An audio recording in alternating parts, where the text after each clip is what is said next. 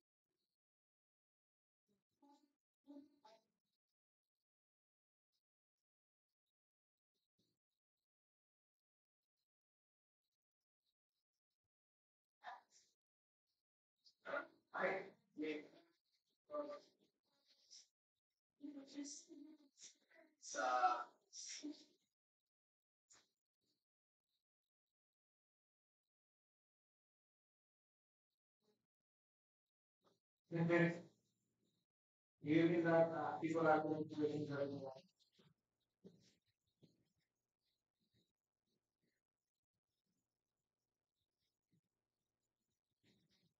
They were thinking there was, a special party because, for very long year, free, yeah, that shopping.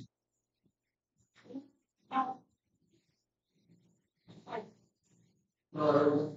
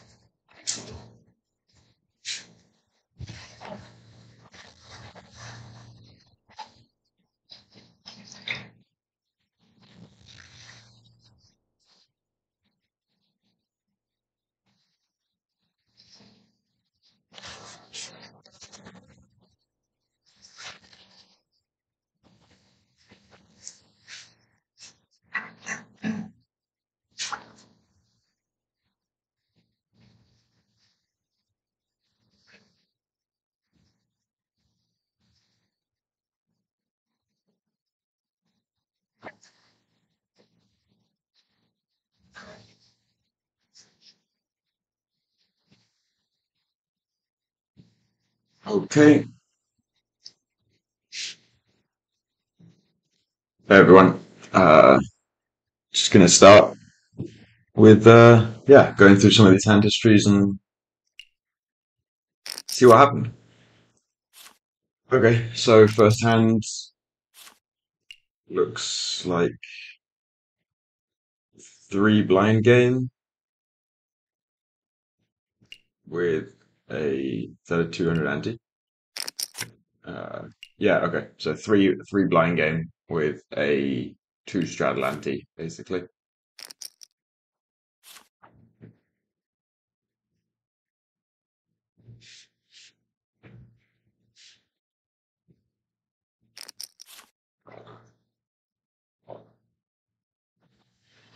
So limp from low jack. Raise, I think slightly small raise given the antes, but it's fine. And we go 5-way to 965.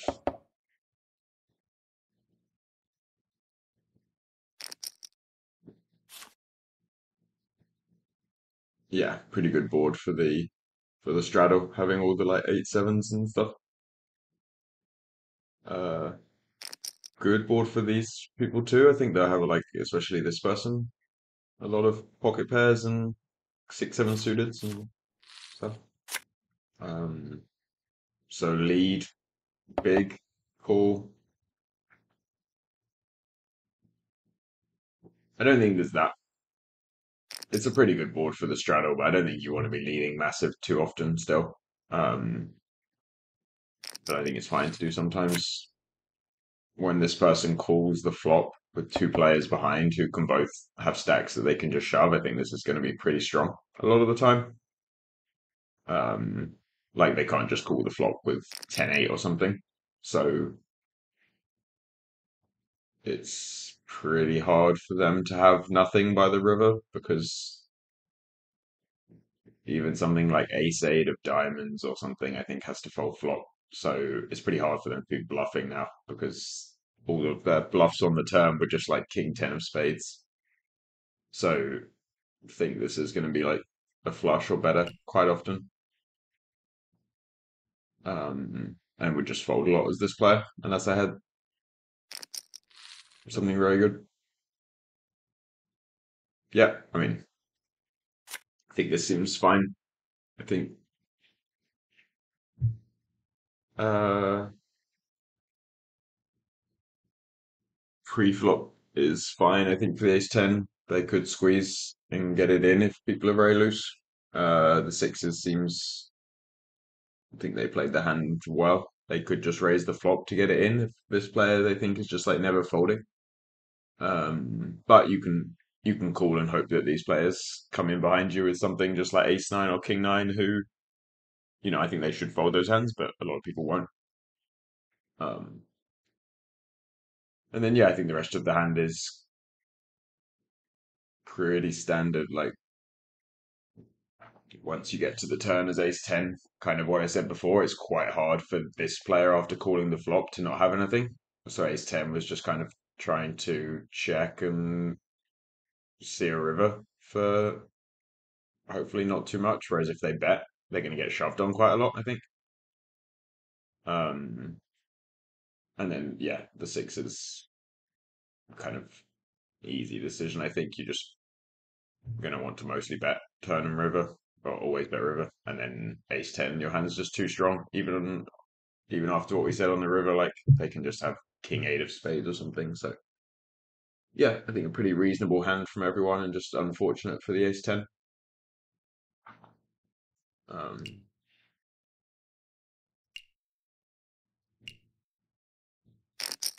right, so this next one, slightly different blinds. So 3 blind game again, but with 0.8 straddle in the as the ante.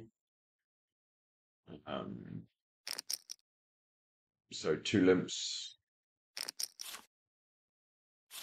I think even with the 3 blinds in the ante, you're still just going to be want to mostly be raising when you enter the pots, but some limping is going to be fine as long as you do it with strong hands too, which it looks like this player may have done.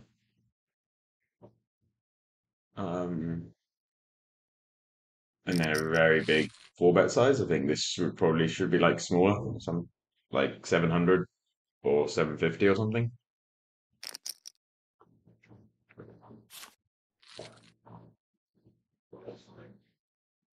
Um,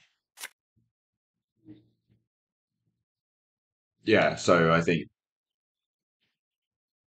yeah, I mean, I would raise the ace king, but if you want to play a limping strategy, then limping it sometimes makes sense.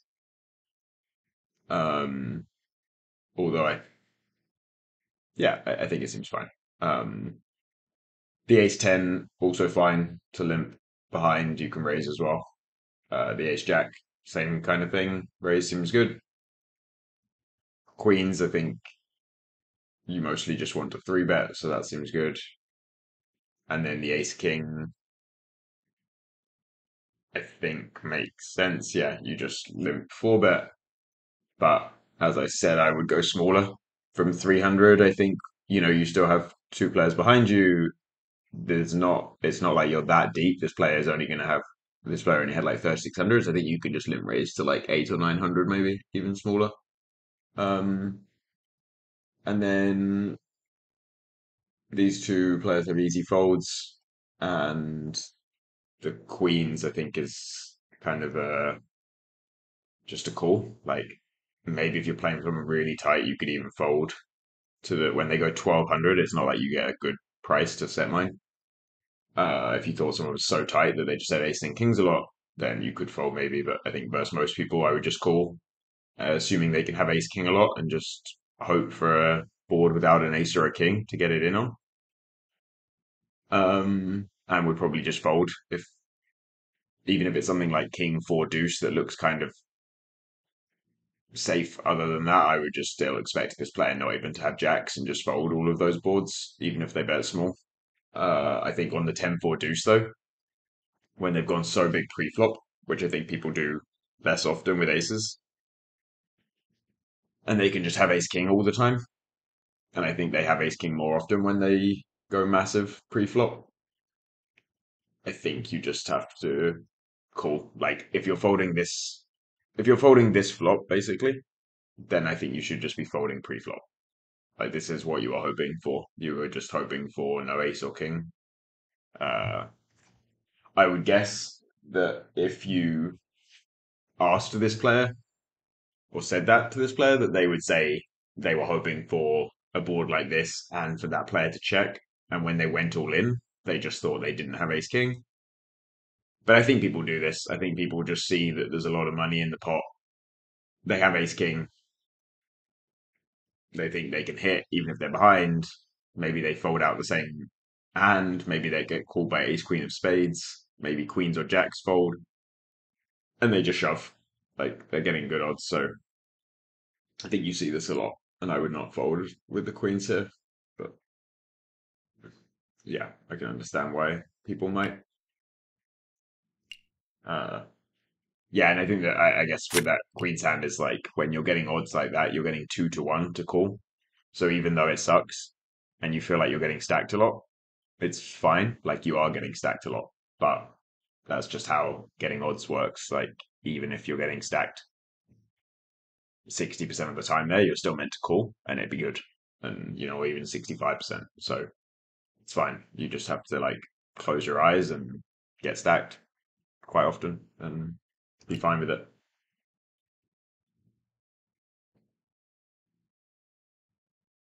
Um, so just gonna restart. What happened here? Ah, okay, God pot. I was wondering how the pot got so big. Okay, so I have not played many bomb pots, but let's see what happens. So so everyone just has two cards, no one's acted, and now we just go to the flop. Um,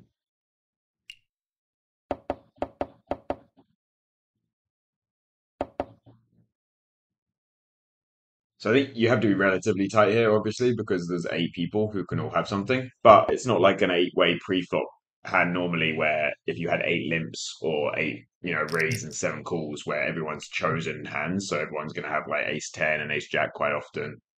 Like these players can all just have 6-4 offsuit, so you don't need to be as tight as probably even like a four-way pot in.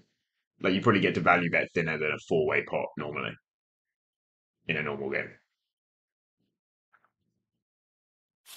And yeah, I think it makes sense to use small sizing because there's just so many people. You're just kind of hoping people fold, and when you're betting into this many people, you can't just like bet huge sizes. Your bluffs don't want to, and it's very hard to have a value hand that's strong enough to bet big into seven people. So and it's just kind of start betting small and go from there.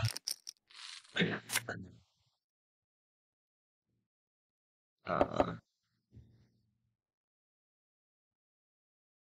check raise, I would expect to be quite strong usually. I think some people will bluff, I guess, some just like 4-3 of spades or something, queen 10, more like 5-4, but I think it should be quite strong because this person's bet into eight people, so you probably want something at least like pretty good. Like even 4-3 of spades is like fine, but might not be strong enough to like check raise in the spot this tight. Um, so yeah, I think that this bluff is like actually somewhat okay. I would prefer to have, yeah, I think it's fine. Like you have the backdoor flush draw, you can hit the deuce for the nuts. As you can see, kind of what we said of people can just have any two cards. So like you just get a lot of folds from just all this, even like tens, on this board, but like a lot of the time, a lot of people just won't have anything. So I think it's reasonable to stab with this, and people should be pretty strong to check raise. Uh, I think this queen eight is very aggressive. Like this player did actually show up with a reasonable hand. Like they would have, everyone can have any two cards, so everyone can also have aces and kings pre-flop and ace king. So it's not like you never get to value bet. And if this player thinks they can have kings and aces and ace king and pocket threes and ace three, then they want some bluffs too. And I think this is a reasonable one. And yeah, I think this is like very, very aggressive to just take something like queen eight and start bluffing it. Um,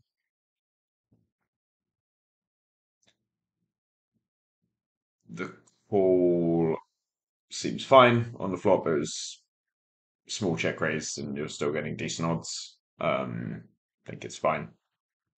Uh, turn, this player gives up, which I think is normal. Like they probably realized at this point that just bluffing queen high with no equity into the darkness, like without knowing having any information on what the other player has, and probably suddenly realizing the other player could be quite strong is risky, so they give up. Um,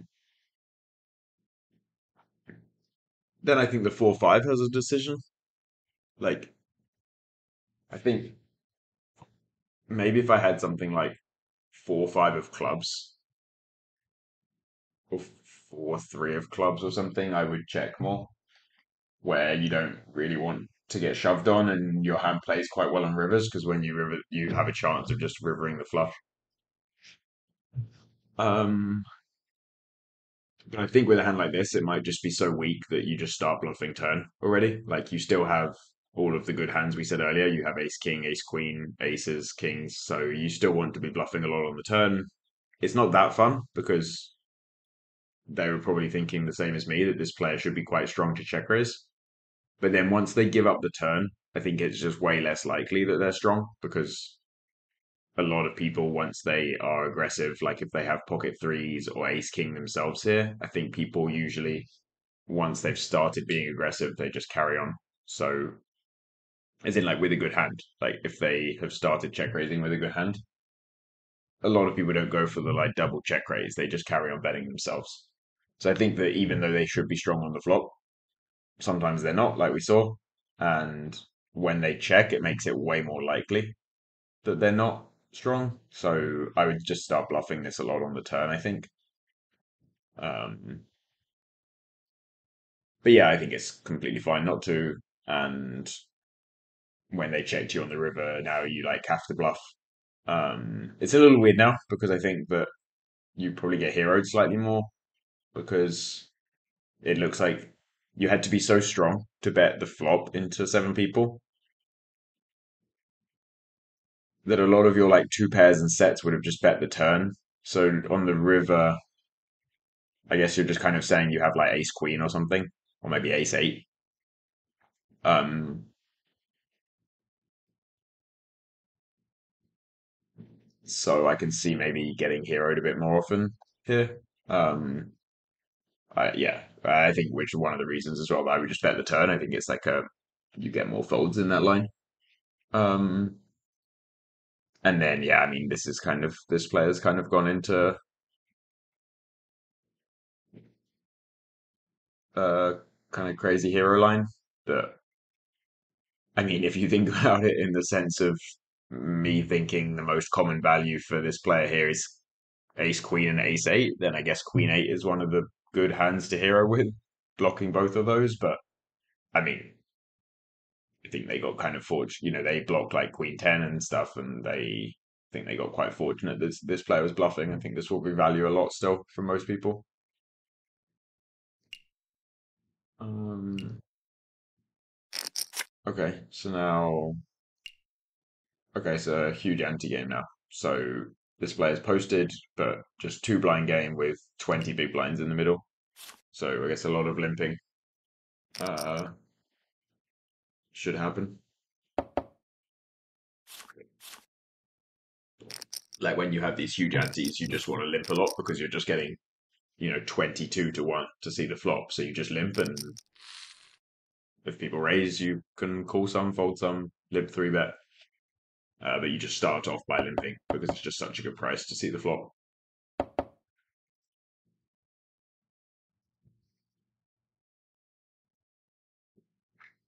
It's such a good price to see the flop that you want to play a lot of hands. It kind of works how the small blind works in normal games, where in like anti games where you play a lot of limps, because you just want to have a high VPIP. So C bet for small, I think this is kind of reasonable size. Raise, which I think is not that common here, but you can have sometimes. But it's going to be very strong, like King 9 and above.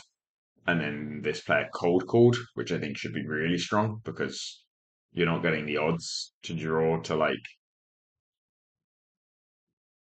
I mean, it depends how you see it, I guess. If you think that this player is going to call a lot, you could maybe call something like Queen 10 of clubs here to try and hit and stack this player. But I think what happens is that if this player has a really strong hand, like nines, they'll probably three bet the flop.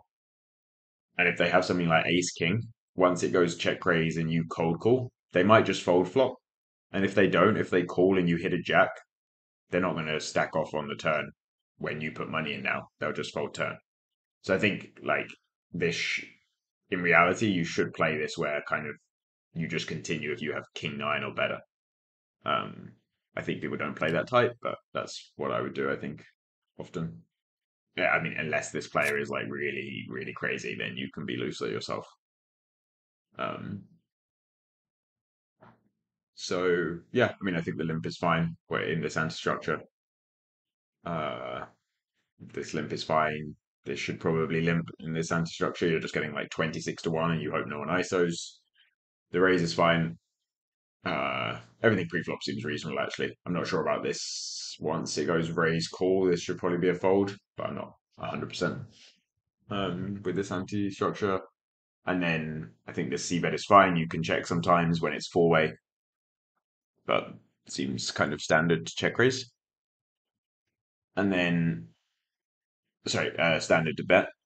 This check raise is like really aggressive. This is not kind of what I was saying, where this should be quite tight pre-flop because you're raising into, two people still to act, and these two people who have limped, who can still just limp raise you. So this is quite tight pre-flop. And then even on the flop, you've still got three calls. So you're still c-betting into three people. So it's not like this is just an auto c-bet where they're going to bet ace-5 of spades. So you should just fold the ace-8 here and move on. The raise is like way too aggro, I think. And then kind of what I guess this is like one of the player types I was saying that, if I was playing someone who I think was playing kind of well and disciplined, I would fold most things here. Because I think this should be strong and this should be really strong. If you're playing someone who is doing this and just check raising like any backdoor stuff, then I just wouldn't fold a king here. And I would be wider. I still wouldn't call four deuce because you should have this player behind.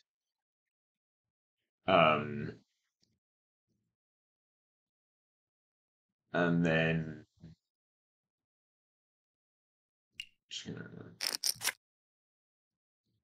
yeah, and then it's hard in these hands, especially like with the weird anti-structure if you don't know the players, because I think sometimes you kind of end up in these spots where it's like people are in the same pot but playing different hands, if you know what I mean. Like this person is thinking very differently about the situation to this person and this person, where I think this player is thinking more like I would in this situation of they're very strong to c-bet the flop here. This player should be really strong, and then so this player should be really strong, so they just fold the king queen.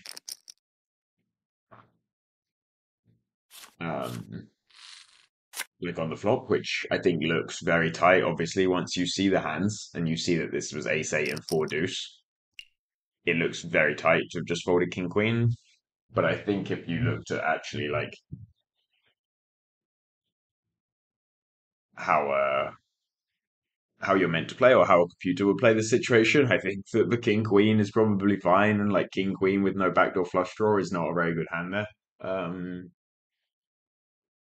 Even though it looks very tight, I think it is probably a reasonable fold against people also playing that way.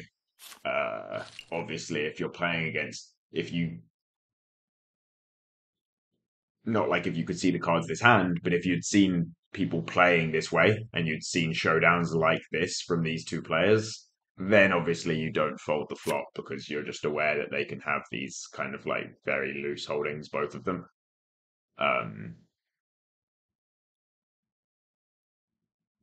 So yeah, I don't think it's as crazy as it looks, but if you know you're playing these people, then just cool.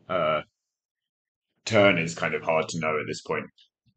I personally wouldn't bluff the ace-8. I would want something even just like 9-8 where I block the set of nines and maybe can get king jack to fold or something, or 4-3 where I block a set of fours, or even just like jack 10 where I just couldn't river the nuts. But yeah, I guess this player was just decided they were going to bluff and went for it, and it worked because this player was also in there a bit too wide. So yeah, good job.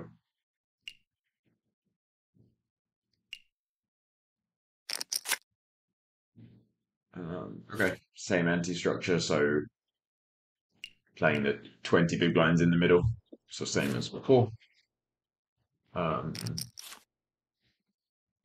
Thing you can see from I mean, obviously I can't see right now what they're folding, but I think people generally play a bit too tight. You should just be limping very wide in these situations. Like,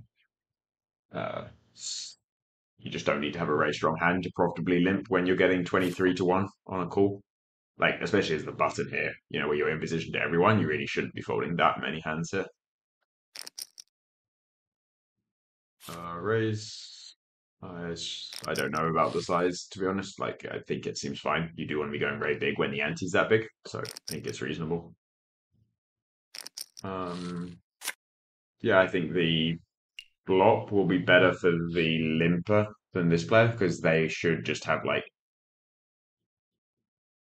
they're going to, I assume, limp everything that they want to VPip and then limp raise some hands, and they'll limp raise more like ace king, ace queen, queens types, and they will have a lot of hands just like that hit this board, like 5-6 suited, 5-7 suited, 4-5 suited in the limp call. Whereas I think this player, when they isolate and go like 20 big blinds pre-flop, they should have a lot more of the high card stuff. So they'll have more ace jack and king queen types. So I think the board will be better for this player overall.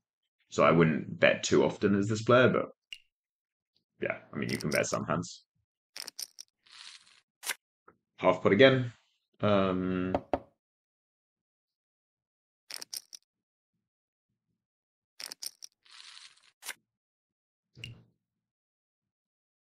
So yeah, I think pre-flop is somewhat reasonable. You can isolate pre or limp. Flop, I would mainly check. I think the bet's fine, but I think you mostly want to be checking.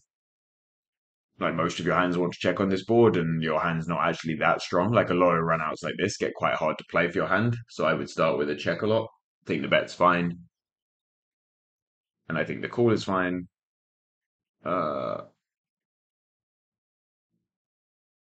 With the club, like threes with no club, I would fold. On the turn, I think this starts getting too thin.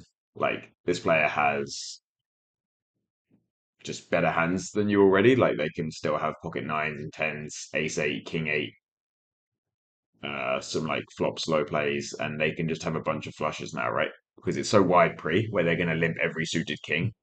It's not like a normal game with small antes or no antes. They can just have like king five suited here, uh, even in early position and call the raise. So they're going to have a flush a lot as well. And even if they don't have a flush, like if they just have a hand like ace eight with a club, you're dead. You're like almost dead. Um, Even hand like sevens with a club, like it's going to be hard for you to play against it on rivers. So I think I would just check the turn again as the queen eight. When they bet a half pot, I think the threes have like a tough decision. Um, yeah, I think I would fold against a lot of people, but I think call seems kind of fine too. Um, I'm kind of suspicious. I think that a lot of people just don't bluff enough on these boards because when you have like ace queen pre-flop on the flop, it's kind of clear that the board's not good for you. So I think a lot of people start checking, and when they bet, they just have something a lot. Um, which I think is true on the flop as well. Like this is probably very close on the flop to being a fold versus a lot of people, and then on the turn too, even though it's tempting with the club and still having a pair. Um, yeah, I'd probably fold. And then river, I think this player has a clear check now, and this player, yeah, I think the bluff is good. Like it's very hard for them to have a worse hand than this here. Um, when they have something like 9-10 that was a draw, they're just going to check on the river. If they have sevens, I think they just check. So, and they don't have that many like single club hands. Maybe they could have something. I mean, I guess they can just have like ace queen with a club, right? That limp pre decided not to limp race, which I think is mostly you should just call and then yeah. So I think that's like a reasonable bluff as well. But I think that this is also like you have a lot of flushes here. You have quite a few two pairs and straights, and I think bluffing this hand is pretty good. Um, and I would maybe bluff a bit bigger, thinking just like go B100 or a bit more shove, kind of just repping a flush. Um, but yeah, I think the bet is good. Like I think the decision to bet is good. Maybe the size is a little small. And then I think as on the river as this player, I would just fold. Like I think the queen is quite bad. You don't really block any value with this hand. Like maybe something like 10-8, but you don't block much value at all. And you block them having ace queen with the ace of clubs, which I think is a reasonable bluff. Maybe even king queen with the king of clubs, and they can just have a lot of flushes. So I think I would just fold this hand on the river. But yeah, they called and were correct this time at least.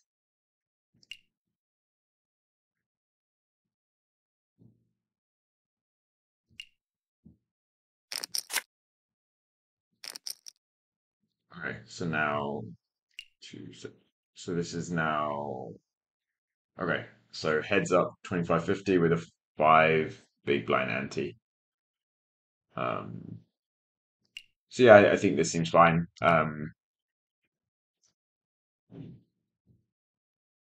It's hard, I don't know the specific pre-flop for all of these different ante games. But I would assume that there is a lot of raising for a bigger size than normal, but maybe slightly smaller than this would be my guess. But I think this seems fine. Uh, and then I think the 3-bet size seems fine as well. This is pretty good board for the 3-better, I think. So yeah, expecting quite a lot of c-betting, and the size seems fine.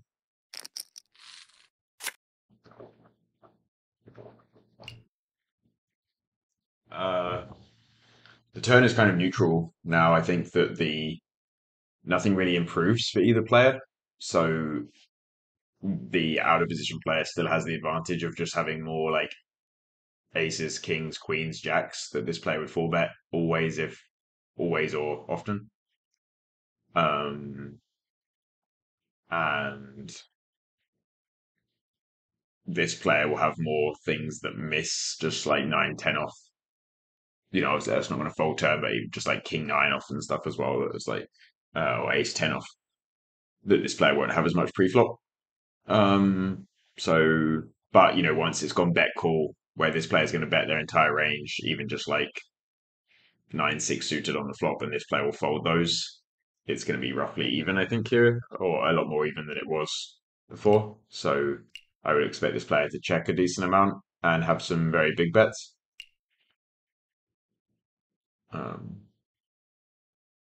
Where you're just betting like very strong hands and bluffs now, mainly. You don't have that much like small betting on these boards because you can't protection bet something like sevens. It's not strong enough, and something you're like Jack X are usually kind of King Jack, Jack 10, Ace Jack, and they don't need much protection. Because there's just not many overcards. So you're typically just betting like a queen or better, like a strong queen or better, and then bluffs. So you're just choosing a big size to put a lot of money in. Um,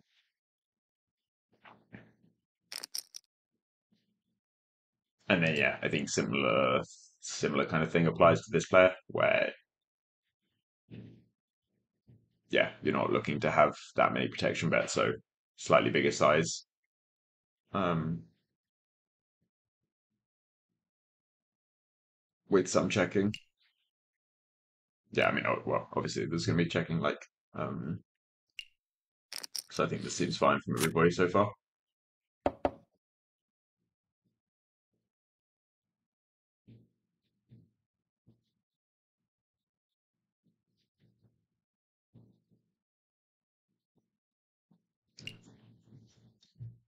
Um,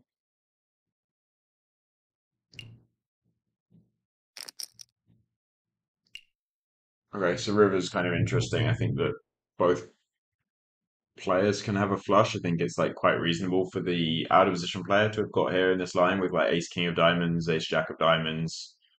Even just like some of the 3-bet bluffs, maybe like jack 8 of diamonds pre-flop. Um, in position can definitely have a flush where they call flop with something like ace 8 of diamonds floating and then bluff turn. Uh, so they can both have a flush. Um, this player can also just have bluffs just like ace 10 with a diamond. So Yeah, I expect this player not really to be betting just a queen anymore. Like I think if they have like queen 10, they should probably be checking. So you end up, I would guess, having probably two sizes here, where you have a size like this and you have some flushes, maybe like king, queen of diamonds can go in the size, blocking a pair of queens that will call you down. And, if you have like queen, jack of diamonds, same thing. And then your like sets and two pairs and maybe something even just like ace, queen if you want to go that. I think that's fine. Might be a bit thin. And something like 7, 6 of clubs that float at flop and bluff turn. And then I think you can maybe have a small size where you just have like, you know, ace 8 of diamonds and like ace 10 with the ace of diamonds. I think is fine. Uh, Obviously, it's just like my initial guess. It's quite hard to know exactly in these.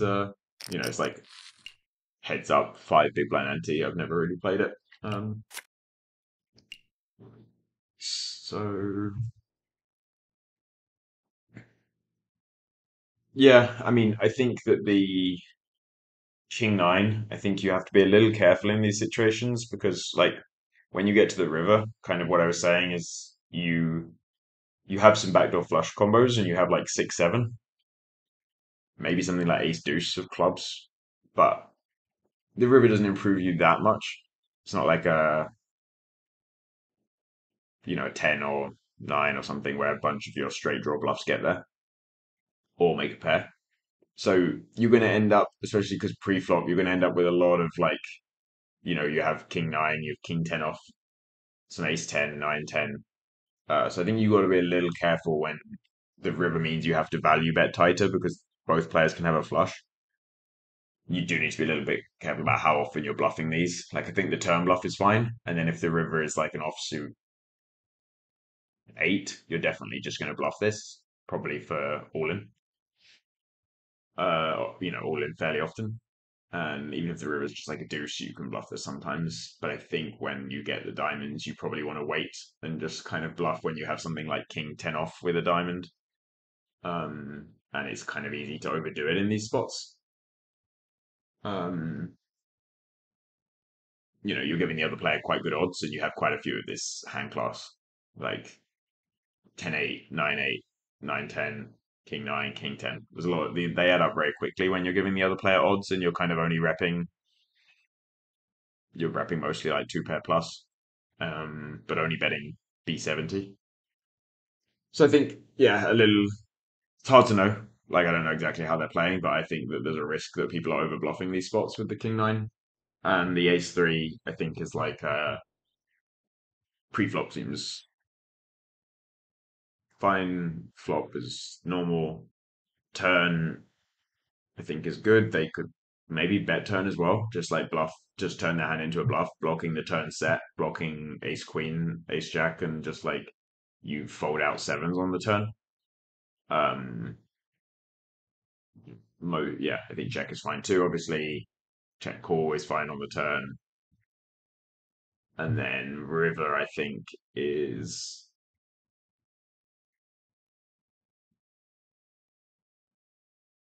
a little trickier, and I think that you're meant to fold quite often, but call sometimes. And if you think that players are likely to be bluffing too much, which I think is quite easy to do in this spot, as I said, then I think it can make sense to just never fold this type of hand and you just call and make money when they're over bluffing.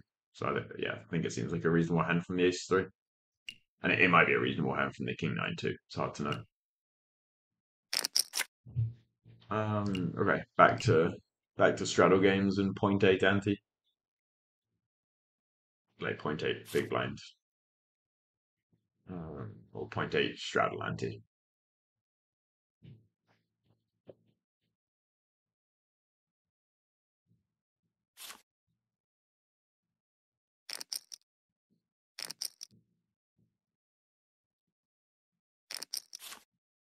Alright, I think this seems like a reasonable, slightly bigger than I would open, but I think it's a reasonable size in the end in this blind structure. Um,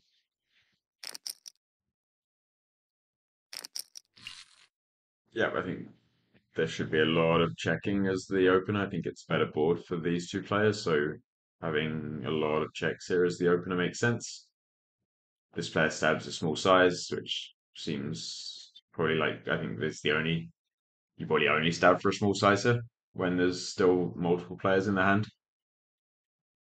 Um, and then this player check raises, and I think the small check raises also kind of make sense on these boards where the board's likely to change a lot and you're out of position rather than making a huge pot. Um, so I think all seems good so far. Now B70, I think this makes sense as well. Like you're gonna have to check, obviously sometimes uh, out of position. You know, a lot of your bluffs didn't really improve, and once this player calls your check raise, they're stronger.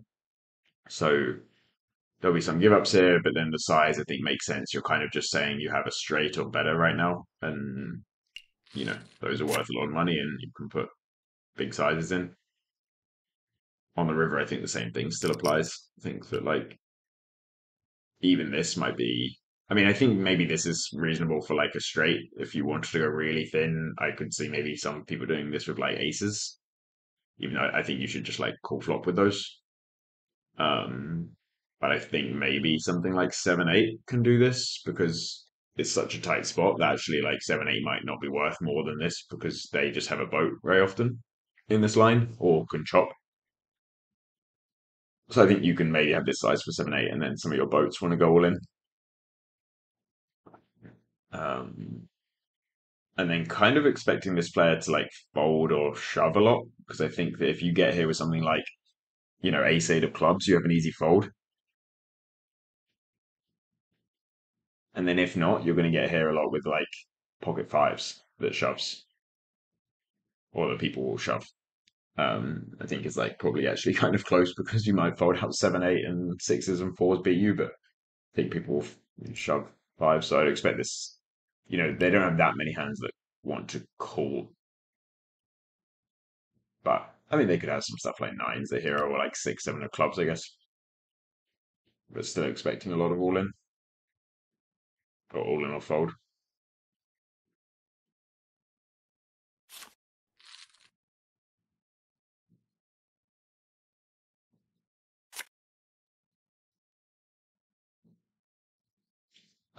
Yeah, kind of like the other hands from before. I think I am playing and thinking about these spots a lot tighter than they are being played by people. I think people are in there kind of fighting. Um, yeah, this raise pre-flop's fine. This is loose, and this is loose. Flop. I think this is a loose stab, but reasonable. I think this is like a way too loose check raise. Like you just want to have something, even just like ace eight of hearts. If you really want to be aggressive, just you know at least have a gut shot. Um, but like you're kind of saying you don't have that much value, right? You have 7-8, you have some sets, and then you have some just like 6, 7 of clubs and ace six of clubs and hands like that that are kind of like, you know, mergey value hands. And there's just not that many of those. And you have some easy bluffs, just like king seven of clubs, ace three of clubs, and then you have some just like even just pocket threes or 7-5 that's like a kind of uh yeah, I think you know you're gonna be able to bluff future streets with it, even though it might not be a bluff straight away. I think doing it with even just like ace nine with the ace of clubs, just like where you can bluff club runouts. I think having just like ace nine of hearts is quite crazy here. Um, Turn the same thing. I mean, you know, I think I've kind of my thoughts are going to change, I guess, on that. Like, I think both. I also think that like even if once you stab the flop with ace five, once you get check raised, you should just fold. If people are doing this, then you shouldn't. But it's hard to know if people are doing this or not. I would just be playing this spot way tighter in both people's situation. And yeah, that kind of carries through to the turn. that I think it's hard to picture as this person getting a fold here on the turn. Like once someone bets flop, calls your check raise, they're probably going to call turn quite a lot. I would just give up. I guess the only thing I think is reasonable is once you get to the river with ace nine, like maybe it's fine to bluff. You don't have clubs in your hand, so you make it more likely they have just like ace 10 of clubs or something. You don't have a seven or an eight, so they can have something like ace seven of spades that was floating. Uh, it's hard for you to really have a bluff that like blocks full houses because 7-5 you probably just check and hope to show down the river. Uh, so even though it's not that fun, you have to have just like some random bluffs, and this is actually probably a reasonable one. I'm blocking all of the draws that just fold. And yeah, I mean you got them to fold ace five as well, so maybe they would also fold some like 6-7, 5-7 type hands, pocket threes, pocket sevens. So yeah, I mean I think the river once you're there is a reasonable bluff. And I think that actually happens quite often. Like, if you find yourself in a spot where you've, for whatever reason, bluffed a hand that you like shouldn't have been bluffing, and you realize it's actually too wide, often it will be quite a good river bluff because if you were like bluffing so wide that you didn't have a draw yourself, you also aren't going to block any of the draws for the other player. So I think it can often work like that, where you were kind of out on a limb on flop and turn and doing something a bit too crazy, but then in the river, like now you might as well carry on, and you actually suddenly have quite a good hand to carry on with. So yeah, and then I don't know, like the ace five, almost the same thing, I guess, where like I would fold flop and I would fold turn. Once you're at the river, you don't, because you didn't, like with 6-7 you call turn because you can have like you have a seven, you can still improve. But now, like, you block this player who might be bluffing with ace seven of spades or something. So it might be worse on the river. Whereas, like, with ace five, you don't really block many bluffs. I guess you block ace seven of spades too with the ace, but you don't block that many bluffs. And you block pocket fives. So again, like, too wide on flop and turn, but might actually be a reasonable hand to hero call on the river. But yeah, I think this is like quite a crazy hand all round. From everybody was in there fighting, basically fighting a little too hard in my opinion. But uh, yeah,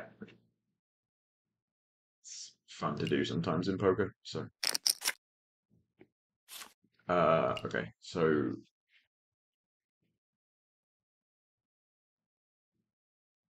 yeah, three blind game with 0.6 straddles in the middle. It's the ante.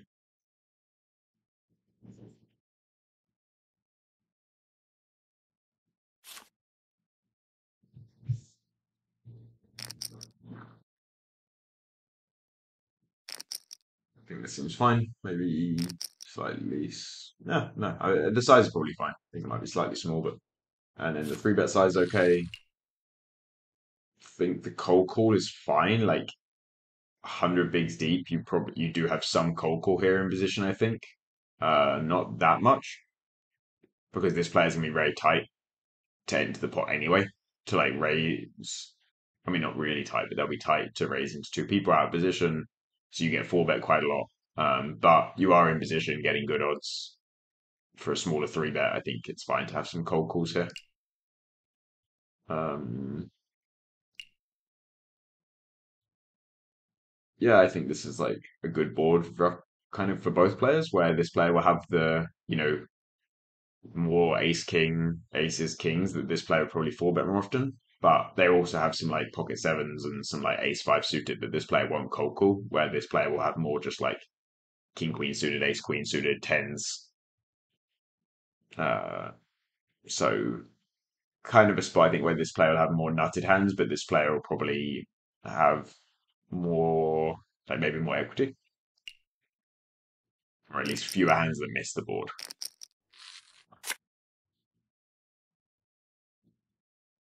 big C bet, cool. I think this is fine. I think it's kind of reasonable to have a big bet on this board. Like it's very good for you. You have all the ace kings that they probably don't have ever, or won't have met much, and you can have some big bets.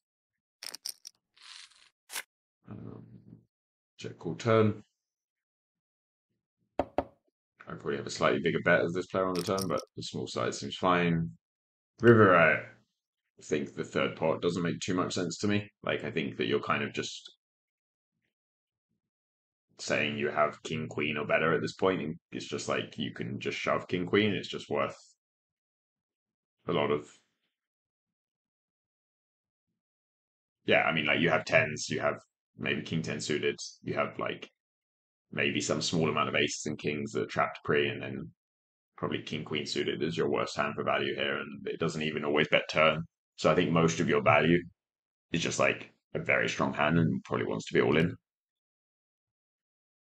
Maybe you can do this with like some king queen king jack if you're just not sure it's good enough to be all in, but think you always have the best hand, and this player just has queens a lot, and you just want to get like a hero call out of queens or ace 10 or something. But yeah, I mean, I think this is maybe the risk. Like one of the things I think is good about doing it with something like king jack or king queen is that because you're not representing many hands on the river, because if you had a hand like tens, it would go all in. I think people kind of do look you up quite often. So if you had something like king jack where you thought maybe it's close to being a check because they can still be trapping you or just have king queen off themselves, that you think king jack should check in theory, maybe you can put it in this like third pot size and just get them to hero call hands like this or ace. You know, they can just have like ace three, right, or ace deuce, or they were pretty wide pre-flop. And for the same reason, I think the bluff is maybe not great for that size. I think that people get a bit tempted. Like you can have ace jack, you can have ace queen, maybe you can have queen jack, and you're kind of only saying that you have something specific like king jack suited for this size. So I think it's like a little risky, and you end up maybe getting heroed a bit often. But it's going to be somewhat fine because you're betting third pot, so you just only need it to work like 25% of the time. So it's hard for it to be like too bad a bluff because they can just have ace queen and fold the river. Um, and like it's not, I don't know, like maybe they called nines this time, but would mostly fold. Maybe they just felt like it this time, so it's going to be somewhat reasonable.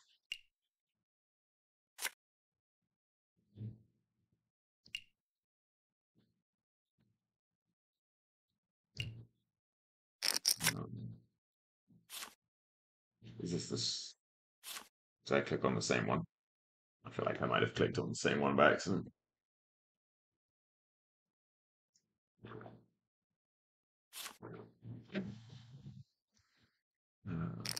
Yeah, I think.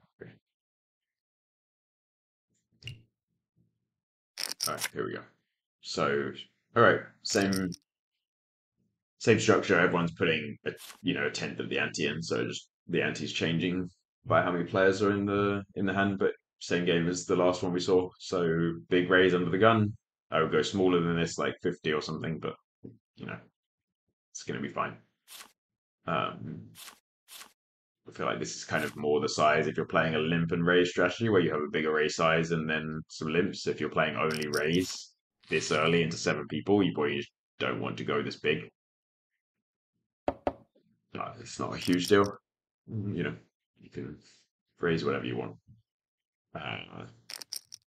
Within reason in these spots and not lose too much EV.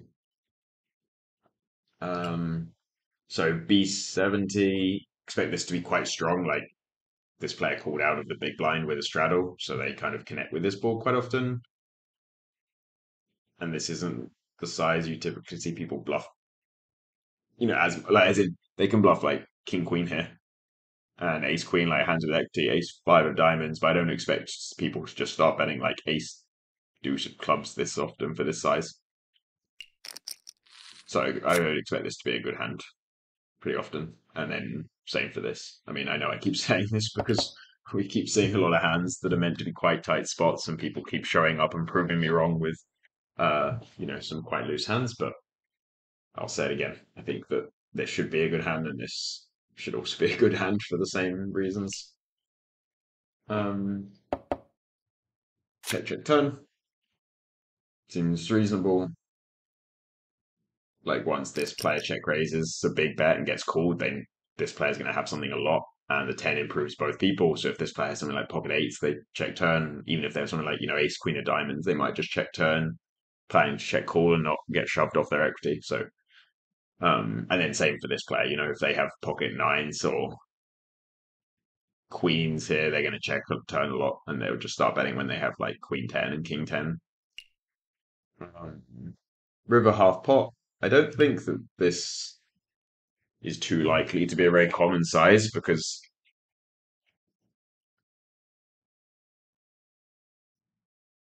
I think I guess you're just saying you have a 10 that check raise the flop as a bluff, check turn because you think you're just like you want to check some 10x, and then on the river when the board pairs, you're not that confident in your straight anymore. But I think that, mostly you don't check raise the flop when you have a bear 10. Then you bet turn sometimes. You don't always bet river. So I think that your river is probably going to be you bet a bigger size more often than this. And you're betting mainly when you have boats because you have like jack nine, pocket nines, pocket eights very often here. But yeah, well, it's hard to say much before we see what they have. Yeah, this seems like it's going to happen somewhat often after the big flop size check turn. Like this player will have a boat somewhat often. Obviously not all the time, but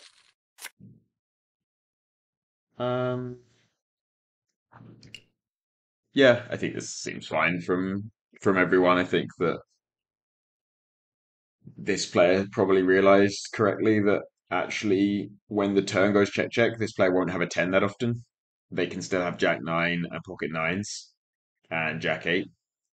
It's hard for them to have jack eight, but uh, yeah, they would. There's no jack eight suited left, so they have jack nine and nines, maybe jacks.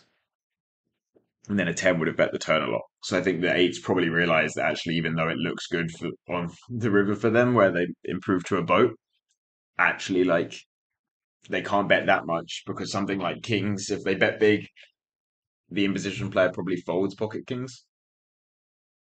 And when they get action, it's going to be a better full house a lot. So it's a little weird, the situation on the river for eights, where you've improved your hand, but you still have to be quite scared. And it's not a spot, I think, where, imposition is going to hero a lot of hands. And after the big bet on the flop, it's quite scary. So, yeah, I can kind of understand the half pot size trying to just get something like kings to make like a sad call. And then, yeah, nines. Yeah, you have to raise. You don't lose to that many hands at all, and they're going to have eights and, quite a lot. Maybe some tens, maybe something like jack 10. And then, yeah, eights really sucks. Like when you get raised on the river here, I think it looks like an easy call because you have a full house, but there are some really tight players. I wouldn't fold it. That's most people because you have a full house and people do crazy stuff all the time, and someone can just be turning like queen jack into a bluff, but it's not that fun against a lot of people.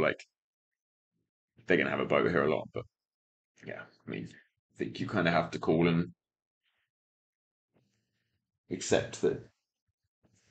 Yeah, you're just gonna be behind a lot, but it is what it is. You're getting odds, and you just have to hope they're doing some. Maybe they just bluff like queen nine or yeah, queen jack. Yeah, there's hands people can bluff, and you only really lose to like nines and jack nine. So call and hope they don't have one of those hands that beats you.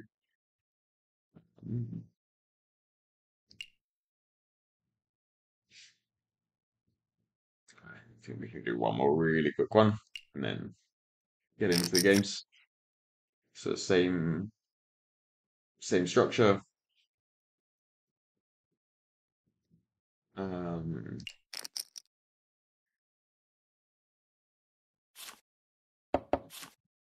So this person's posted just four-way limped. So No, might not be the best one to do fast, but we'll see. Uh, okay, half pot. I think this makes sense. You can have some bigger sizes here, and this person will have by far the most threes because they just posted the big blind and checked. So they can just have like deuce three off, you know? Um, well, not by far the most. Obviously, this person is the same thing, right? Where they would just check the straddle, so they can also have all the offsuit threes. So these two players will have trips more often than the others. It's very hard for like the person who limped under the gun to have trips. So it makes sense that these two are the ones putting money in. Uh, this should be obviously quite strong because this player has trips quite often when they bet. This player has trips very often when they check raise.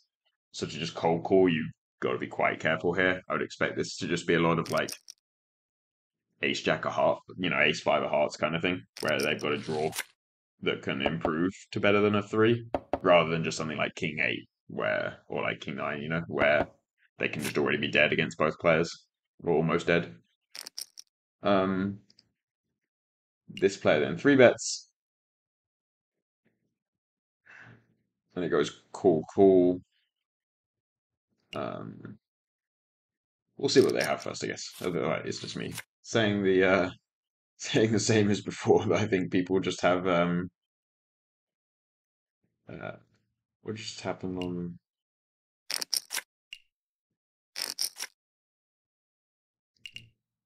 Was that just bet call on the river?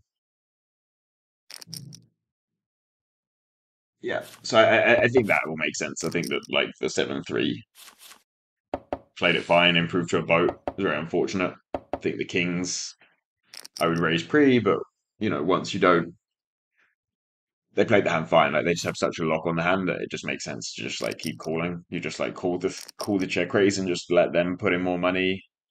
Once this player three bets, you just don't need to put in more money yourself because you're going to be playing less than one SBR, and it's so easy for you to get all the money in later that you can just keep calling and just hope people put more money in. Just going to see on the river quick. I think it just went bet call. I think what they were trying to do is, yeah, they just called here. I think what they're trying to do is they think this player has a three and they're trying to get them to call behind. But yeah, it's quite close. Obviously, I think you probably just want to shove and just stack and just get the money from this player because this player might just fold like 5-3 here, to be honest. But yeah, I think the hand is like pretty reasonable from everybody, and unfortunate for the 7-3. And yeah, this player did just fold Jack 3, so it didn't, like I think you just want to shove when this player's probably just got a boat at this point. Yeah, okay. So I think that's a reasonable one to end on.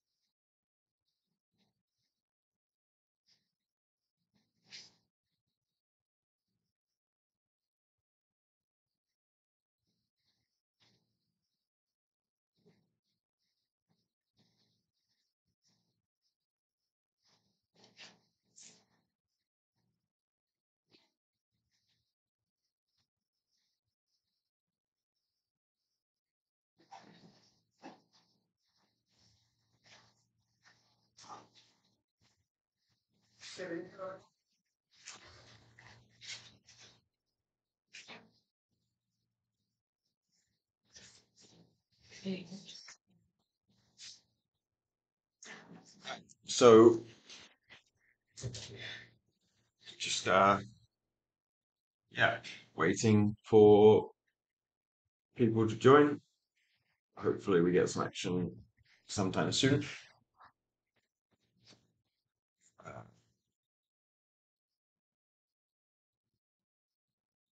yeah, should be fun. Playing slightly different to last time. So playing, I guess, it's similar to uh, some of the hands we just looked at. Playing this like three blind structure with the straddle, and the ante per player is a quarter of a straddle. So uh,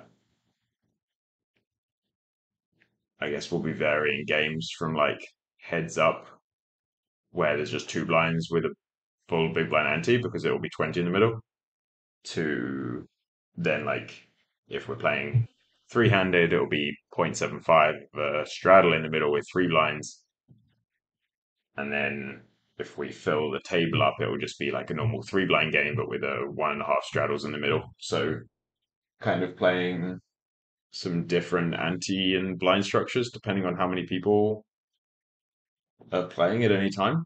But so yeah, I mean, it should be fun. It's kind of similar to, you know, the sessions before, where you just get like slightly changing ante and blind structures, and means there's some like figuring out along the way to do about, what's going on pre-flop, which is always fun.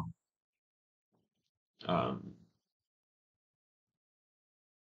and yeah, it's like nice for me playing some cash because I used to play a lot of cash actually. Like when I first started playing poker, I was playing mostly cash games online and live, and played tournaments as well. And just like over the years, gradually shifted a lot more to tournaments. Still play some cash when the opportunity is there, I guess.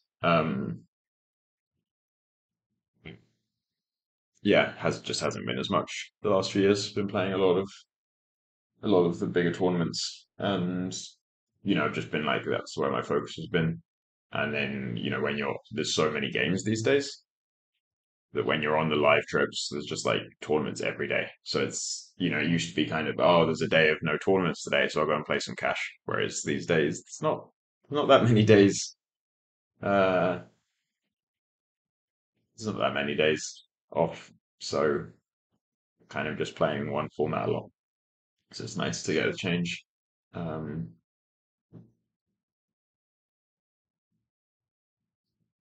and yeah, it's like a lot of tournaments coming up in, over the next few months with the kind of World Series Bahamas, and then the Win WPT in Las Vegas with the one drop as well.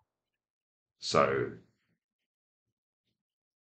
a lot of full on tournament schedules coming up.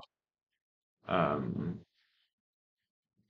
and then yeah, so it's like nice to get some cash in, I guess, before that.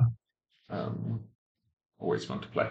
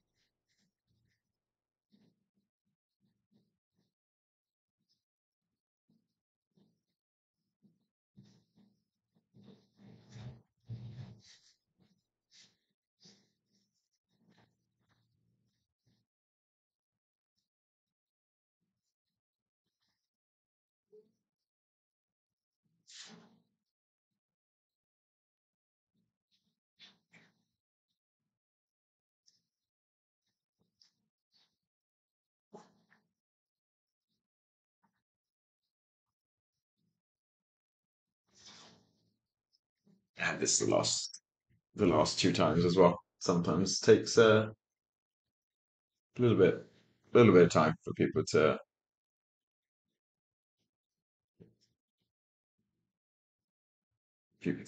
hop on. Usually, once the games get going, it's pretty consistent. I mean, last time it was great. Last time it was like uh, kind of solid 7 hours or something of just very fun games, playing pretty much the whole time with very few breaks. But even then, there was a little bit of a break at the beginning. Um,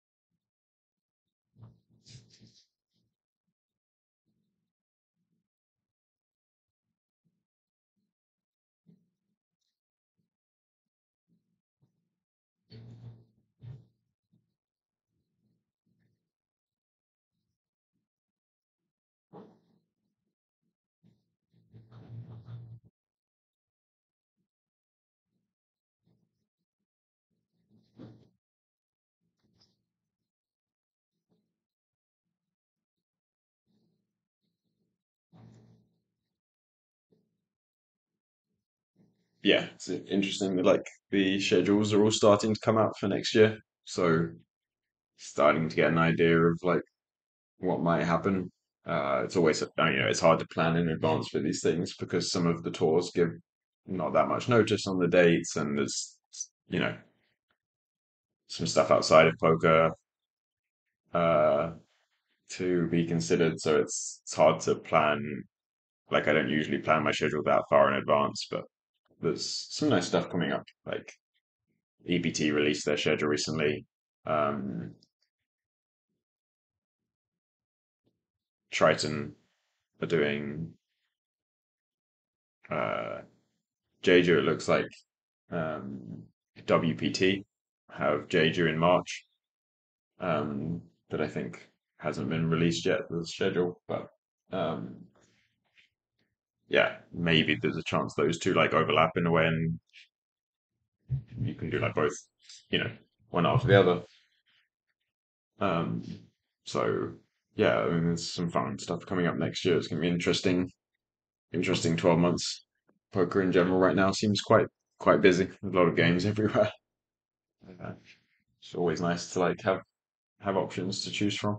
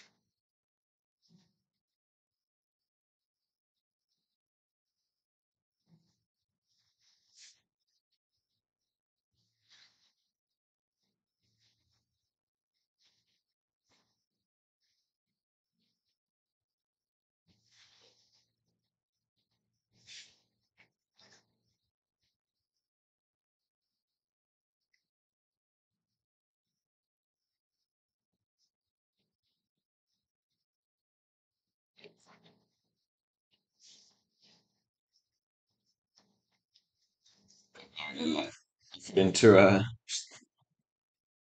haven't had coffee for a long time and started drinking it again recently, but put zero effort into buying any coffee or a coffee machine or anything. So just having little takeaway ones from the place downstairs, but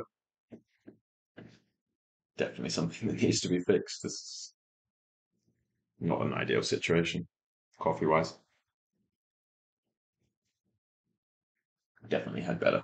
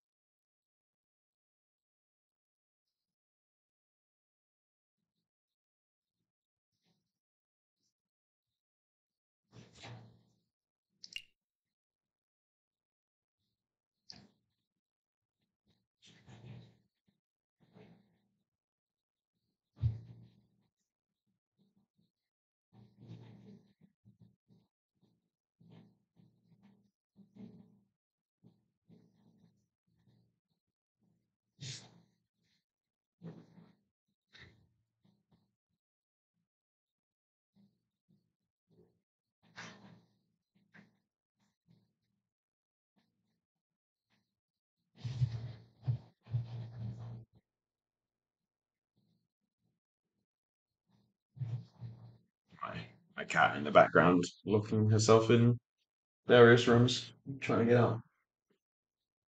Sounds like she made it out. Oh, maybe not. Just gonna go and free her quickly.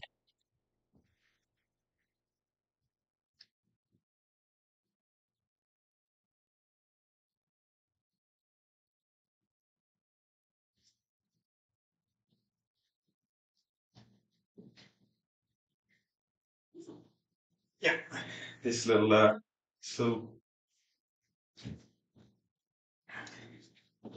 crazy little kitty.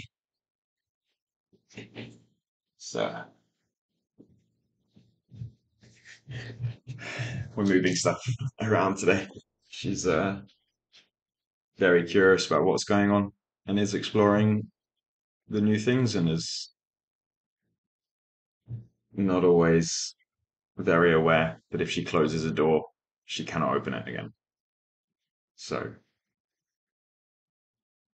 sometimes some rescuing has to be done.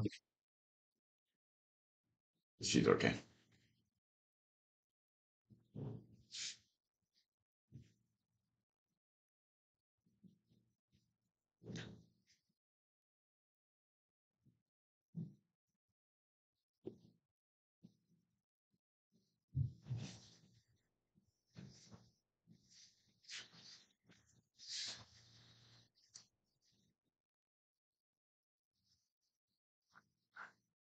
Really feel like playing after after going through the hand history. This makes me want to play. Hoping I don't have to. I think there's not too much more waiting. Can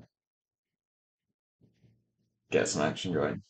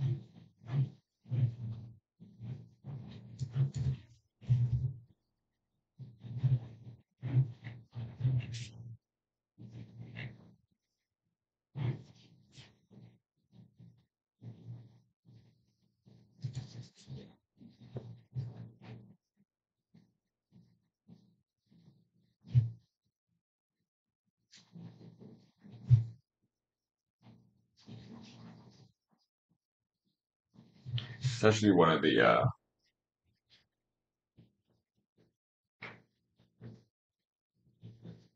like I don't think I've ever played much of this game of this like anti-structure before. Like I've played three blind games, but it was mostly in Vegas in casinos. Um, and I always thought it was a bit.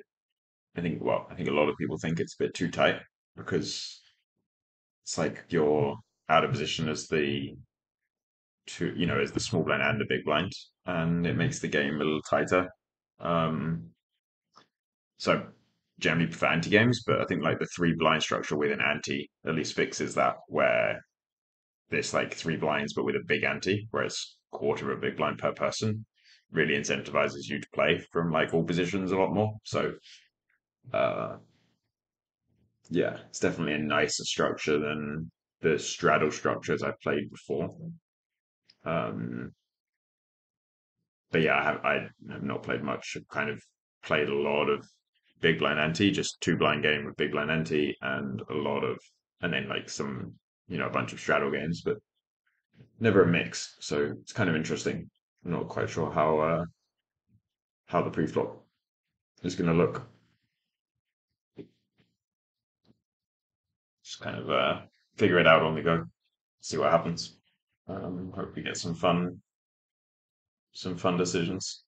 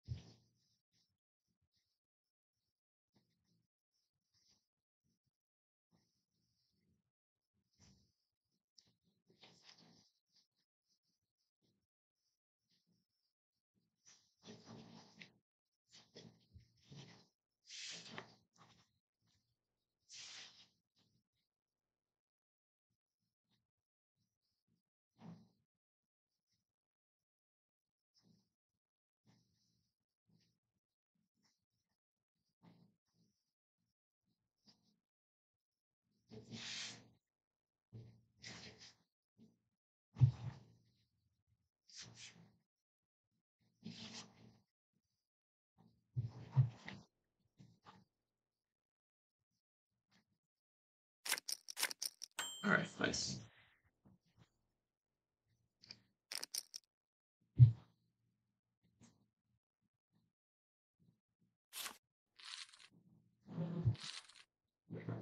So yeah, just starting as we said with heads up, big blind ante, um, which I have actually played this structure. This is like the one structure today that I will have played because this is the structure that is like at the end of the tournaments I play because like I'm just playing big blind ante tournaments now. I haven't played much 100 bigs deep just because you're not usually 100 big blinds deep by the time you get heads up. And but yeah, I have played the structure. Um,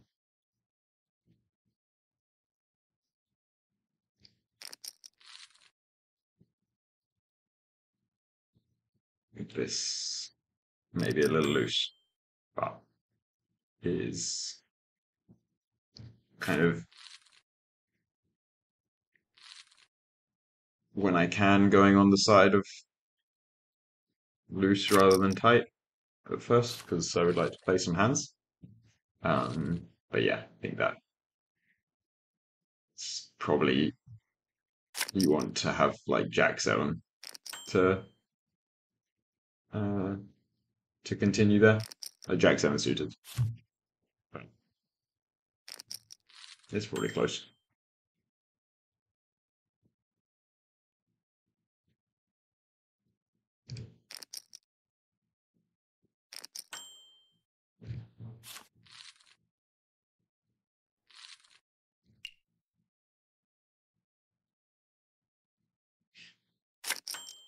Alright, that's good for me.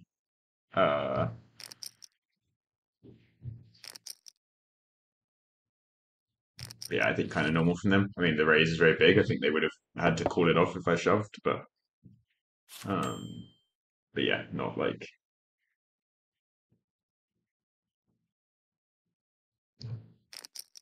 nothing crazy from them.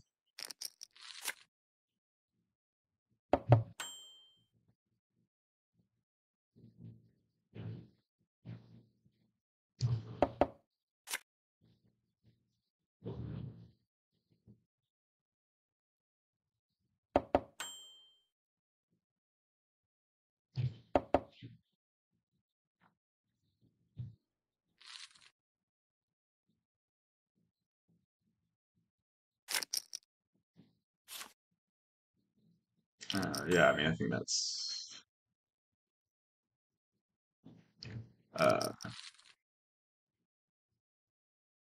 I mean, I think it's fine for me. The king queen, I think is like couldn't check flop, bet flop.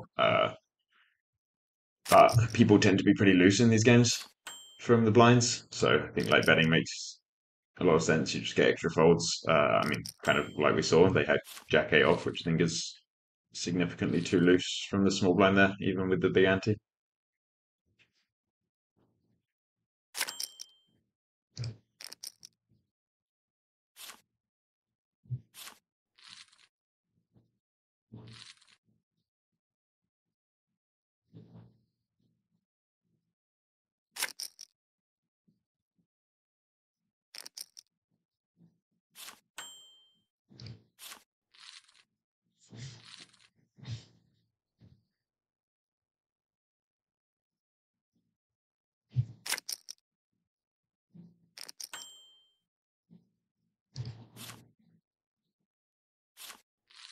So yeah, I don't know what actually I said like before we started. I was saying that three-handed would be with a three blinds, but yeah, it makes sense. The button's not blind, so it's this is actually quite nice. Like I quite enjoy this playing three-handed, but when with the like 1.5 big blind ante, it's quite a nice thing. Like just you get to play a lot of hands just because you're three-handed anyway, and then you're just like slightly looser than usual. Because of the like slightly looser than a big blind ante game because there's 1.5 big blinds as the ante. So very enjoyable format for me. Like it's probably one of my favorite formats to play.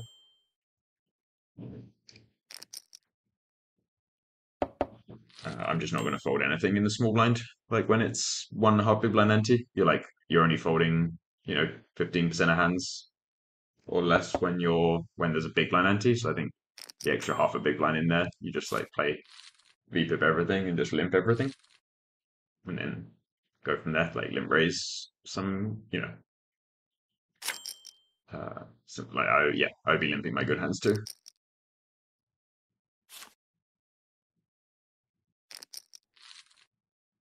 This is kind of loose on the button from me, but I think reasonable. I mean, it might not be great when this person's playing as wide as like Jack 8 off flats in the small blind, but you know, at this depth, 9-7 off is like open on the button for normal antes or very close, and like 9-6 is going to be fine when there's an extra half a big blind in the middle. I think it seems fine.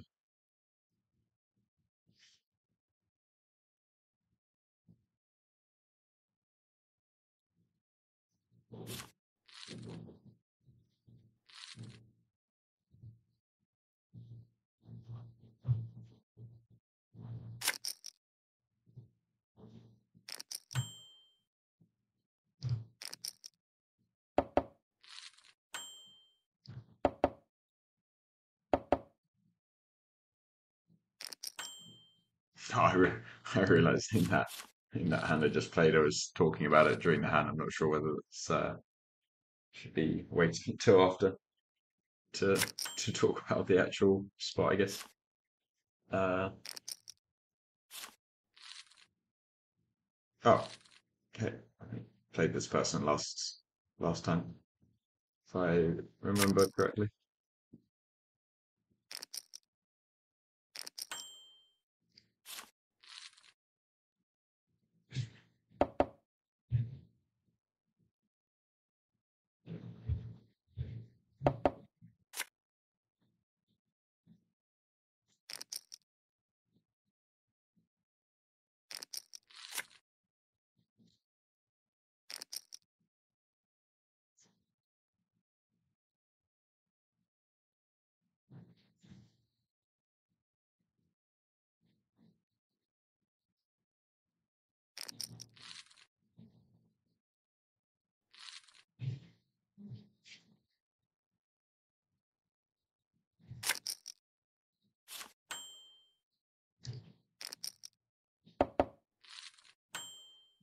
Gonna wait until I'm not in a hand and then see what happened on that king four. Yes, it went c bet, call, check, check, and then bluff river.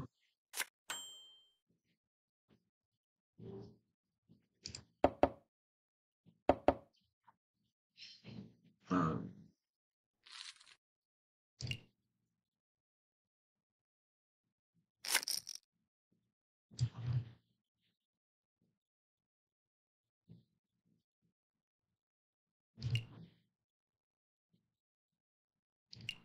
right.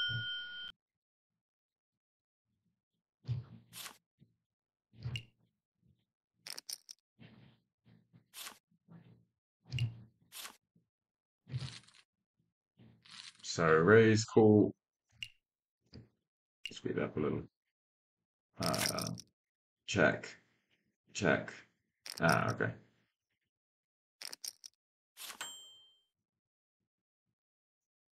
All right. Yeah, I think that's like kind of notable from both players. I mean, the king four seems somewhat reasonable, but like it's easy to bluff a lot there. I think the deuces should just be trying to show down. Like they can still just show down against king high and queen high, and you don't need to bluff. Like you have a lot of just jack 10 off and stuff that can bluff. And then obviously like the king four is kind of more questionable and could be fine. And like if people are bluffing deuces, then it's definitely fine. Um,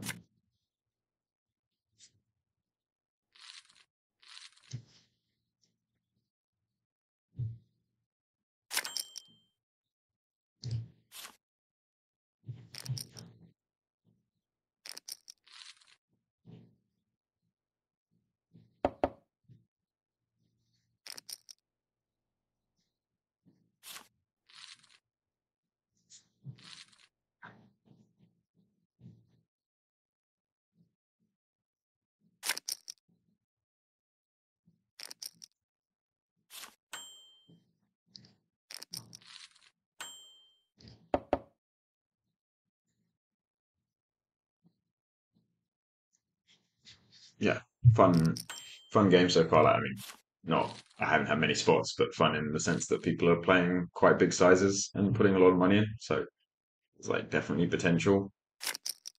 I've kind of almost lost a buy-in without really doing anything. So definitely seems like potential for some big hands to happen. Uh,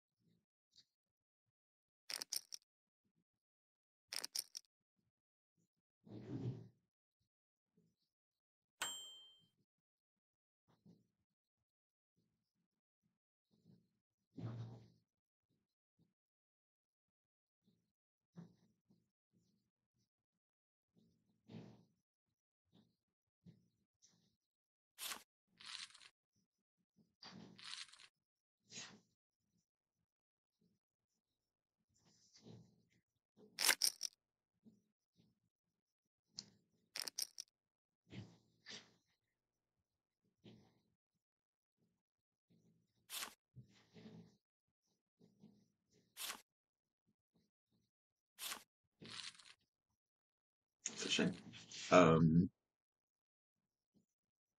yeah, that fours makes sense, I guess. It didn't make sense. That person had a very good hand. It's like quite a tough spot to bluff, and they shoved quite quickly.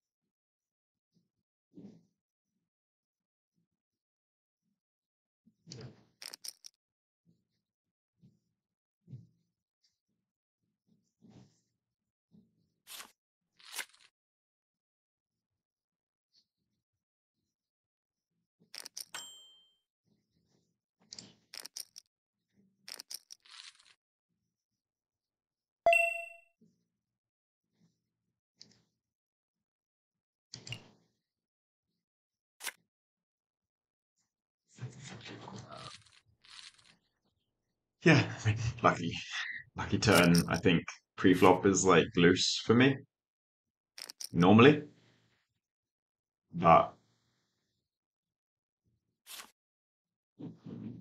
often the cold calling ranges, like when people cold call three bets like that from the blinds or from the button, or I mean from anywhere basically in these games. I've from when I've been playing, seem to have noticed that it's, you know, I think when you're playing very tight games, you expect it to be like tens and ace queen, like good hands that don't quite want to four bet get it in. But I've seen a lot of just like that type of thing, where it's just like 5-4 suited, 7-5 suited, ace-3 suited. So I think when there's or like threes. So I think suddenly when you're playing against a range that's actually quite a lot wider than it's meant to be, and a three bet from someone who has been putting a lot of money in, like King Nine is fine to call. Um, and then like flop is obviously not that fun when they just start leading huge. But again, I'm just kind of aware that some crazy hands happen, and I don't know whether they can just have like 7-8 suited that just flops a seven and decides to bet to see where they're at, kind of thing. So yeah, not that ideal because it's they bet 2/3 pot, and this player's still to act who can have like king queen ace king aces and stuff. But I think it's just like don't not really looking to fold top pair on the flop to one bet against people who are cold calling and could be doing all sorts of things. And then very lucky on the turn where my decision was made. Well, I was probably going to have a hard turn decision, but the nine, the nine makes things easy. So lucky for me.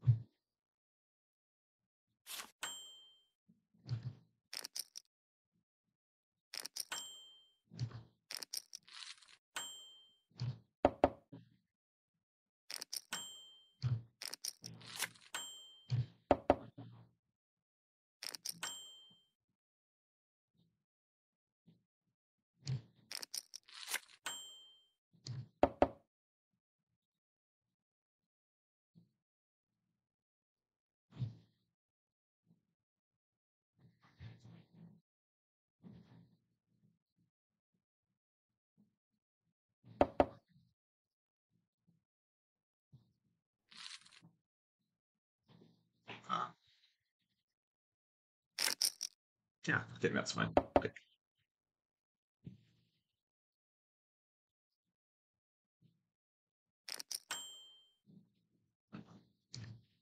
think it's quite easy for them to just be bluffing a lot on the turn. They have a lot of they have their hands 9/8s and just like 10-4 that was bluffing pre Jack 10, King 10. I think it's quite easy for people to just be bluffing a lot there. and I can still improve to, if they do have ace king, I can still hit a queen or a 7. But I think it's quite easy for people to be bluffing a bit too much there.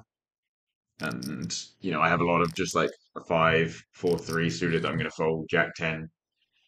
So there's a lot of hands for them to think that I'm going to fold turn. So there's a lot of reason for them to bluff, I think. So yeah, I just don't want to be folding like a hand as strong as mine all the time. Kind of normal hand.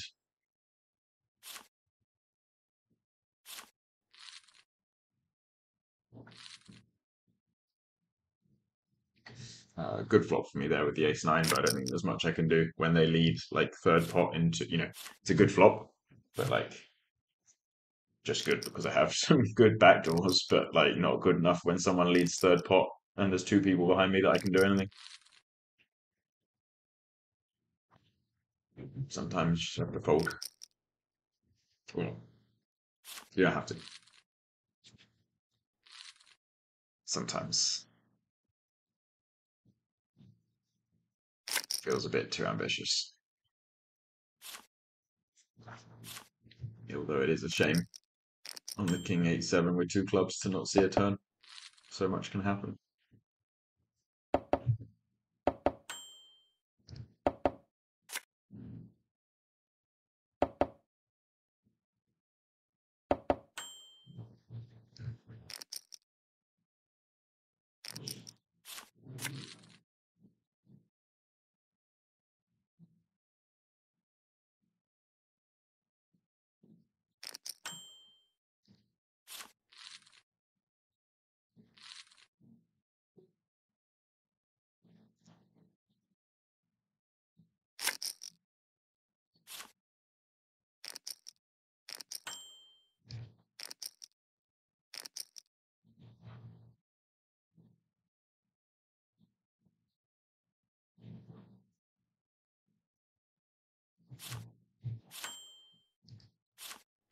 No flop.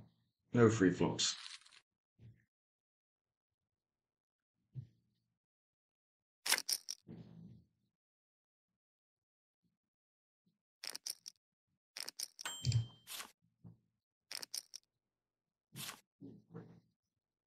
Yeah, it's going to be interesting. Like I was talking earlier about the schedule for this year coming out, and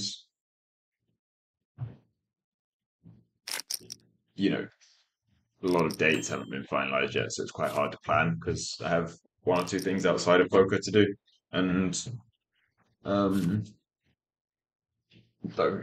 like then there's different poker tours and how much you want to play. Like there's a lot of things to figure out, but there's some fun stuff coming up. Like I was saying, there's 2 things where recently Triton announced a Jeju event, which an event in Jeju, which I will most likely be playing, and then around a similar time, which also hasn't been finalized the dates yet. I think like WBT are having this event in mid-March in Jeju, so I'm hoping that the dates work out that I can maybe go and do both.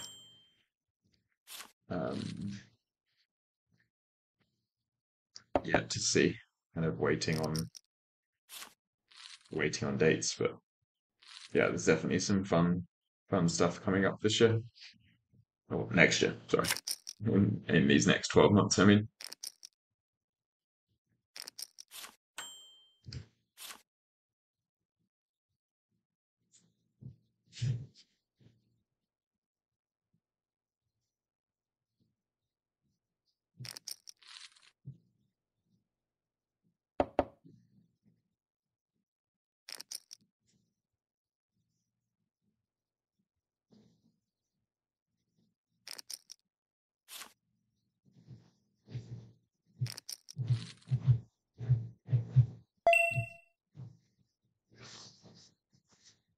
Good situation for the Queens.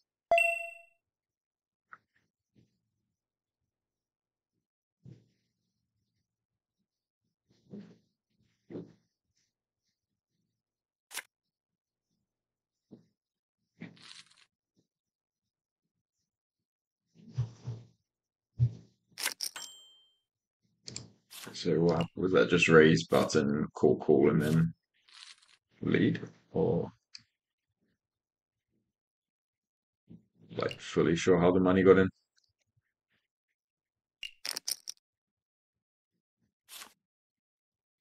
So okay, raise, call the button with queens, kind of interesting, and then big c bet and then shove. Yeah, I mean, I think the queen should be three betting pre mostly. Call seems somewhat reasonable against the big size, like making the SPR lower, but I would still just three bet. Um, but yeah, I don't hate it. Flop 10-7. I think can check or bet, but I would bet smaller if I bet. Um, and then queens. I mean, like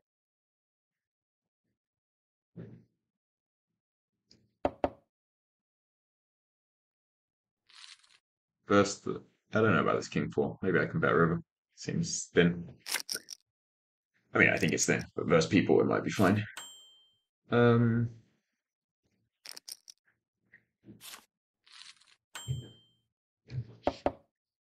yeah, I think the 10-7 should bet smaller, and when they do bet big, I think the queens is fine to raise and just get it in. I would probably raise small so I can like bluff sometimes as well. But I think the shove is fine. I think they're just like trying to make their hand look like a flush draw so they get call more, which I think is like a reasonable thing and probably works against people. Um, so yeah, I think it seems fine. You do risk that like you're putting your whole stack in when the big blind could still just have a five, but I guess like there's a lot of money in the middle and that doesn't happen that often, so maybe it's just a risk you're willing to take. But you could min raise and then maybe get away if this person, continues. I guess that there were you just have so few chips that maybe it's yeah, I mean it's gonna be close. My queen 10 is quite loose pre-flop, but this player's been playing a lot of hands, so I figured I was kind of I mean it's loose against a 3.5x, but then there's like, if they're playing 65% of hands in the open when they're meant to be playing 45 or something, it's like probably fine for me to just play my hand and see some flops.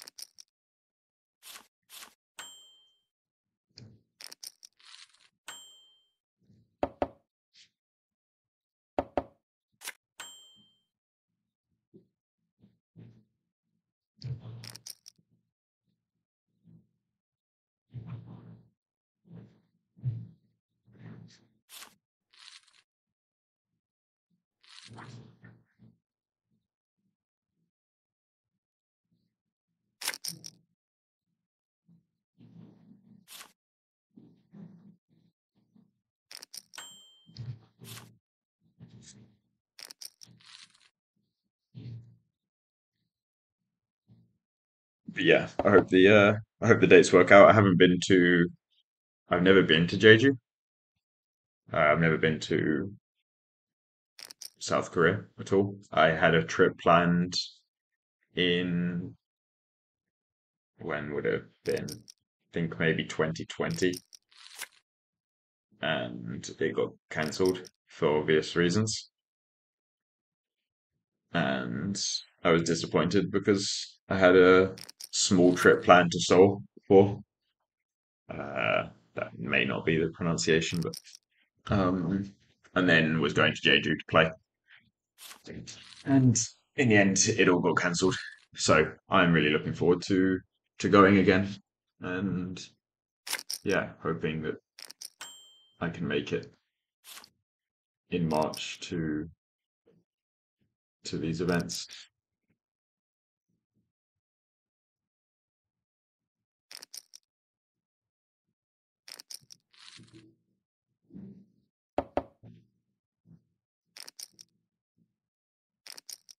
Uh, yeah, I mean, it's also bigger than I mean, I don't really know what I expected, but I think the WPT one is guaranteed.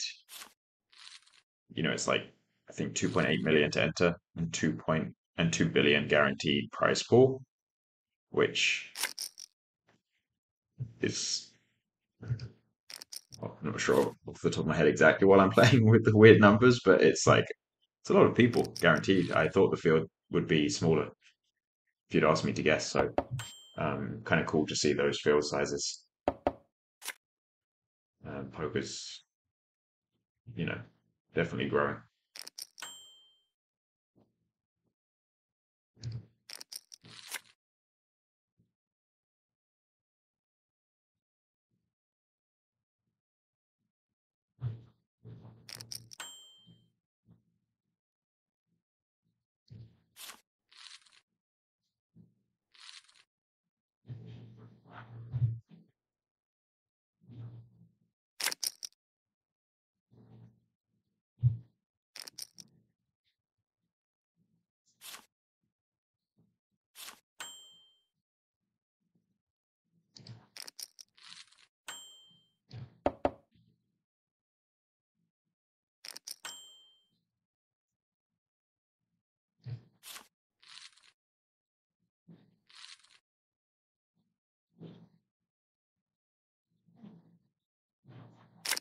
I think that's quite close on the flop. I'm not sure, but like button into 3 blinds and 3.5x things are just meant to be a bit tighter. So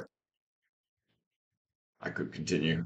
Like I'm not sure, but I think it's fine not to as well.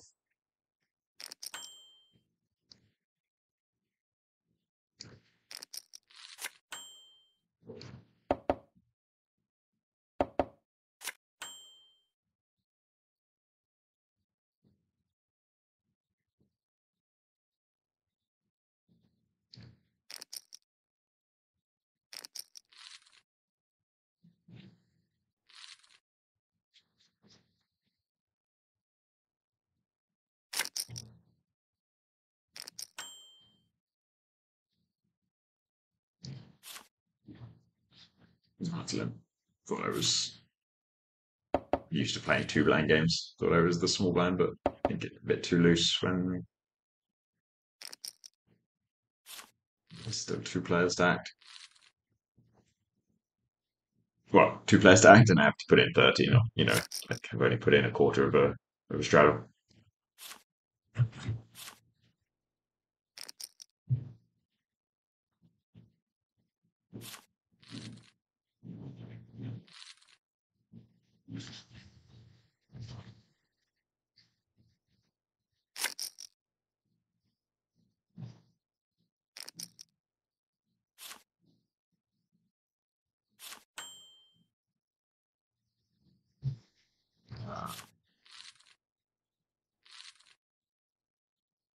It's kind of sad. This player is opening quite big on the button. I would like to play the 6-4, but I feel like it's just even though I would like to play a little looser than usual, and just play some hands. It's like the 6-4 feels a bit far versus 3.5x.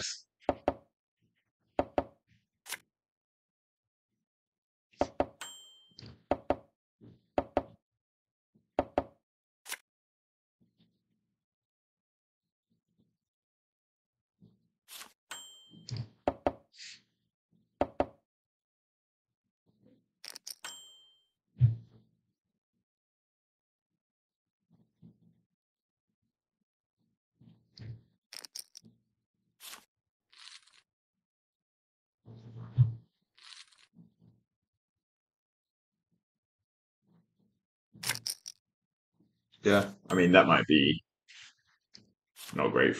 Like the king nine, it's like I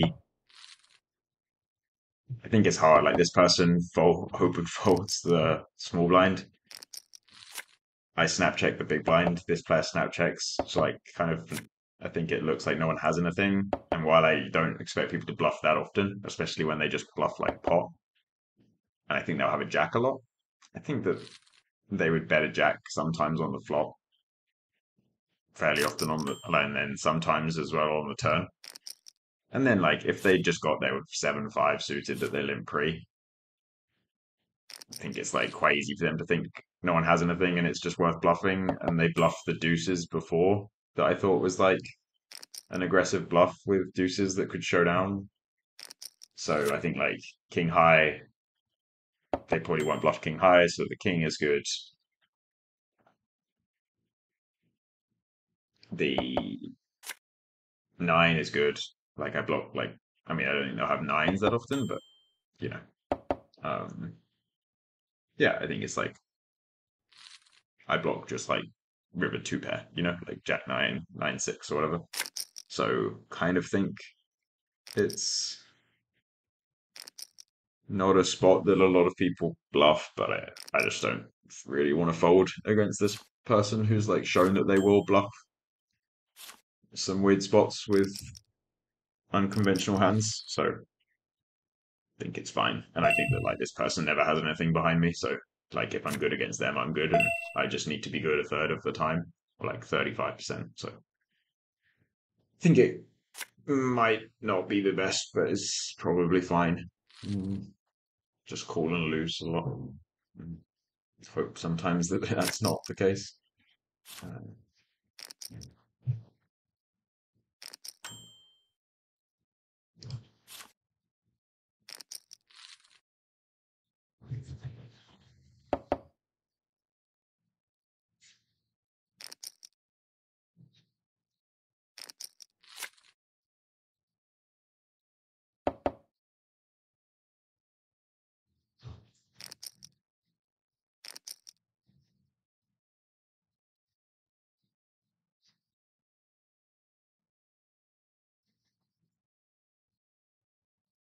No, looks like this person may have been caught bluffing. Yeah, that's unfortunate. Annoying to have to fold getting like 20 to 1. But yeah, I mean, if you're just bluffing with like 9, 10 off or something, it's like not much you can do once you get shoved on there. So, what was the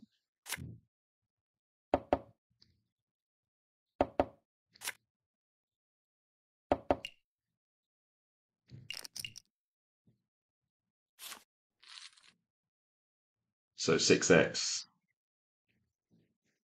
out of pot call, and then overbet. Yeah, I mean, I can kind of understand. I think what happened is they thought that if this person had an ace that was good enough to call 6x, that they would have raised pre-flop a lot, and they probably just had a lot of like pocket fives or maybe some like king queen highs and stuff, and they were just going to try and bluff them off that, and they just had nothing, like no flush draw. They just had like king jack off, and we're just trying to bluff them, and then they got shoved. I mean, yeah, even with king jack, I guess, like, yeah, something like that, something like jack 10, and then just got shoved on and realized that they can't call off even getting 20 to 1. Unfortunate spot to be trapped in, but happens.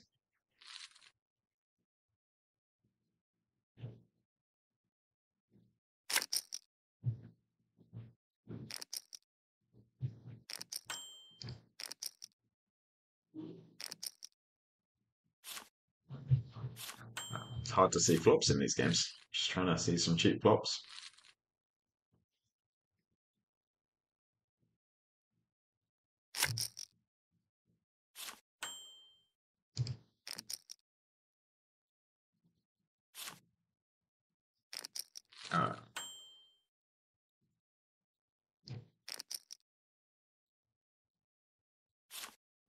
It was a little loose. I thought I don't know, I'm just like used to playing two blind games and kind of saw the 20 and the 40 and thought I was button opening 110 into 20 and 40 blinds, but like when you're the small blind,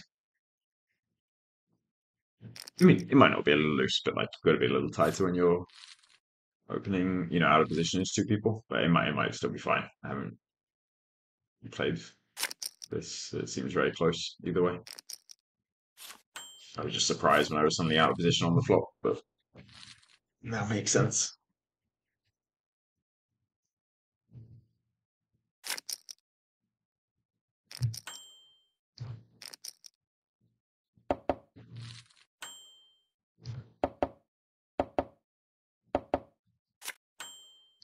This player did well. They just made like 8k and left. Sneaky. Good 45 minutes of poker for them.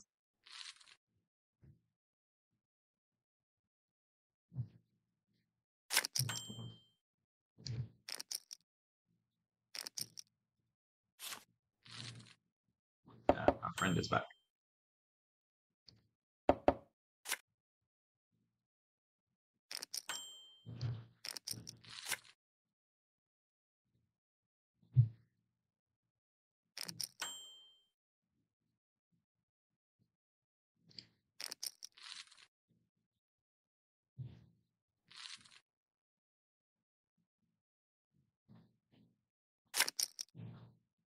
Yeah, I mean that king 8 spot's not like that appealing.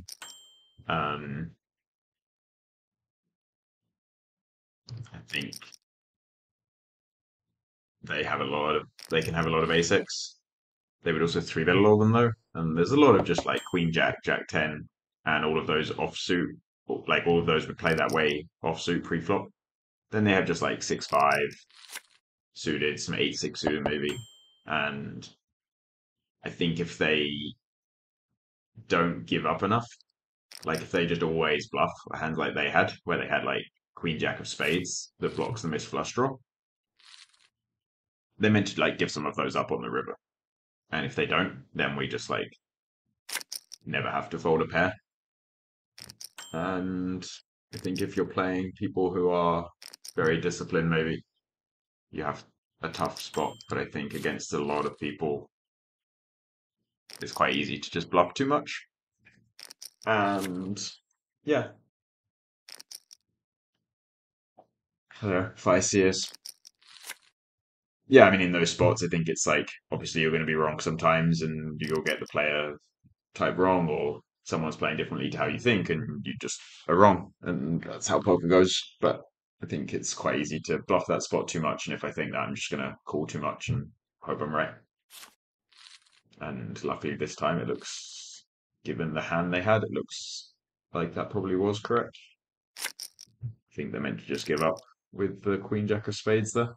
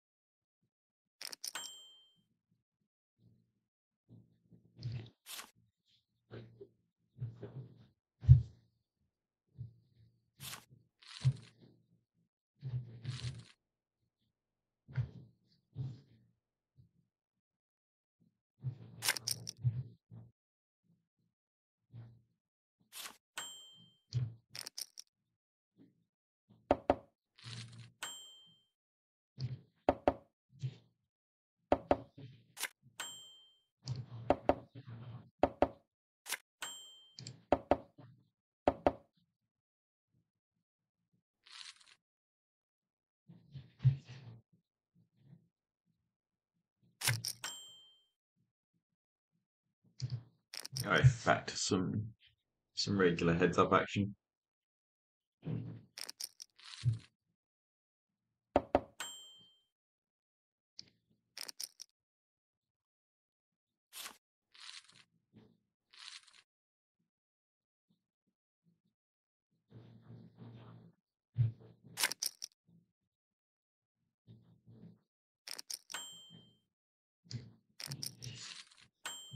I know that I've played this player before because I recognize the name and I think the photo, but I do not remember how they play. So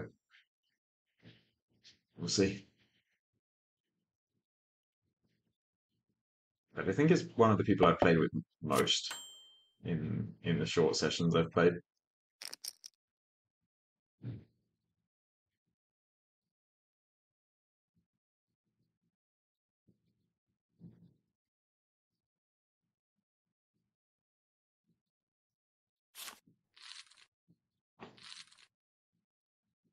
Good fold.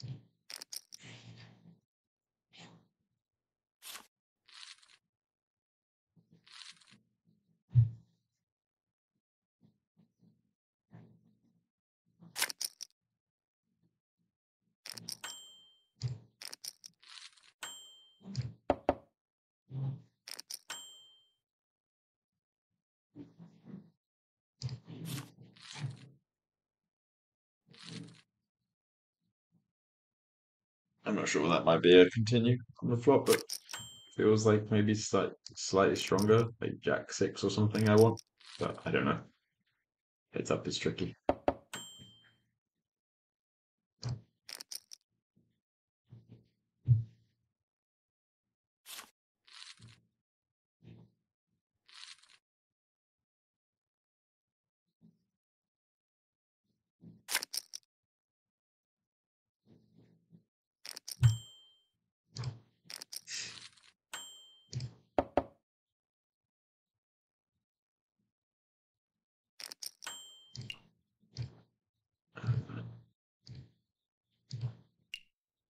Oh, no. Yeah, I think that was a little loose pre. Should just be fold. Not really good enough to defend versus the 2.5x.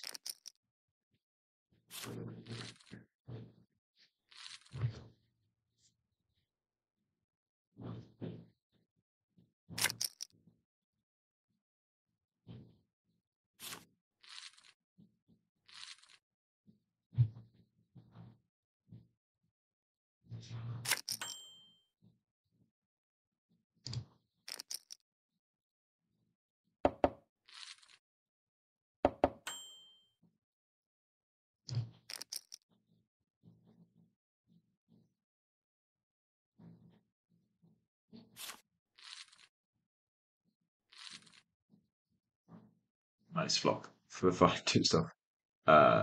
Yeah, I'm just not looking to fold any hands on the button when it's like this deep and heads up with an ante. Just like getting such good odds. Just limp and see a flop, and then we'll also just limp some good hands.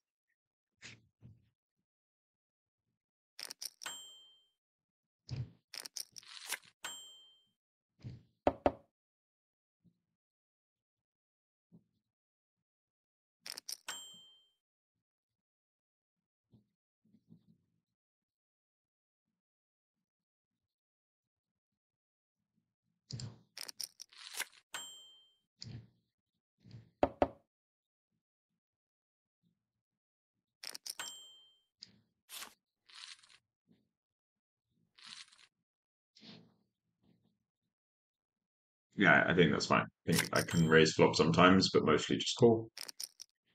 Turn the same. I think mostly call, but I can raise sometimes. And then river's normal. Normal as in just always fold. Um,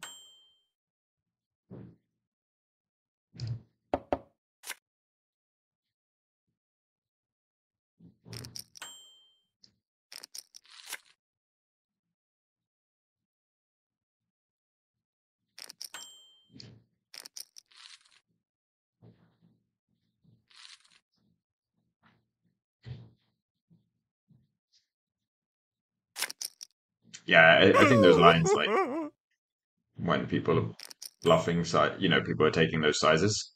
Um,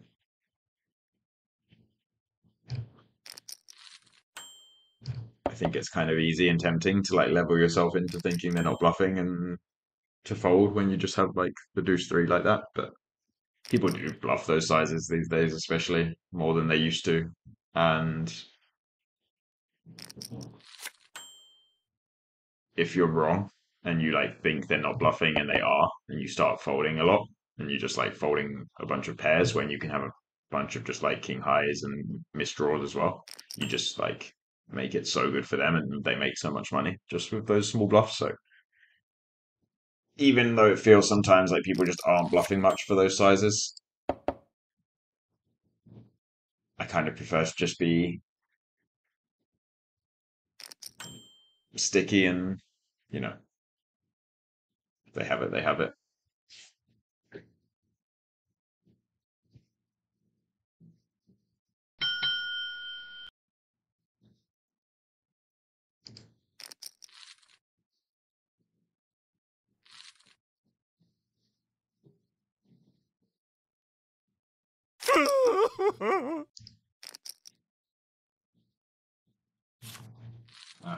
Yeah, I mean, that's obviously loose for me on the river with the ace 3.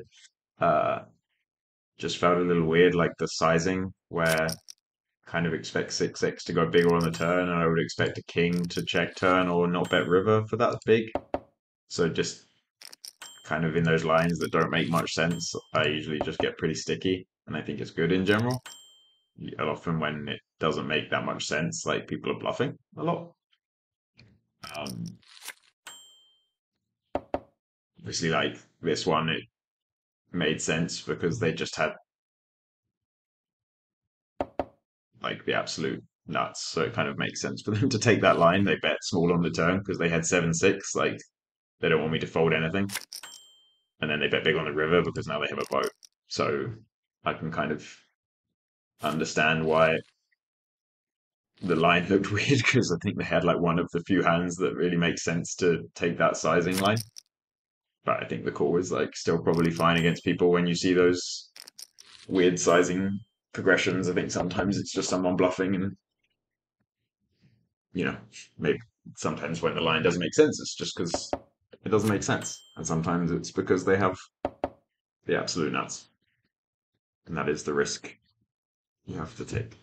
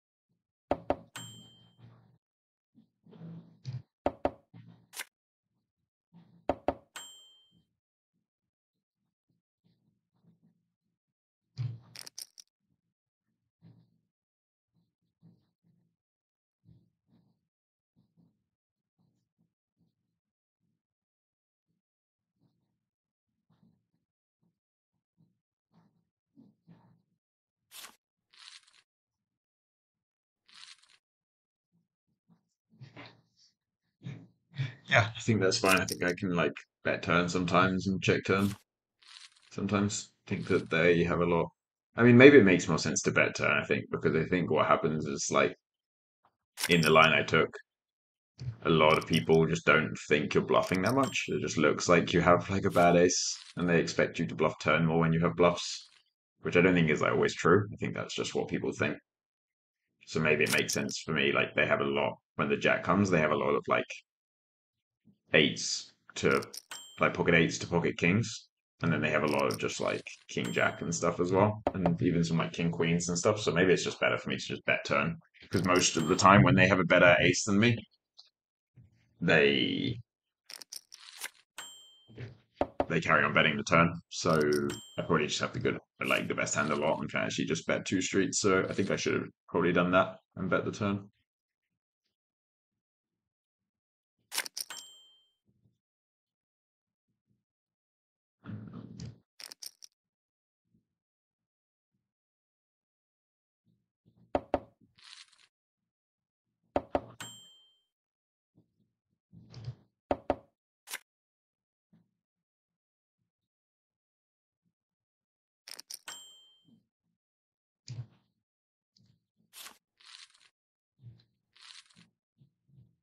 Yeah, I'm not sure about the a6 where I defended 4x and then check called on the king 7 board. Like I think maybe it's a fold on the flop because I mean I just don't know when like they've been 2.5xing smaller and then they suddenly 4x it. Maybe it's just like a lot stronger than usual.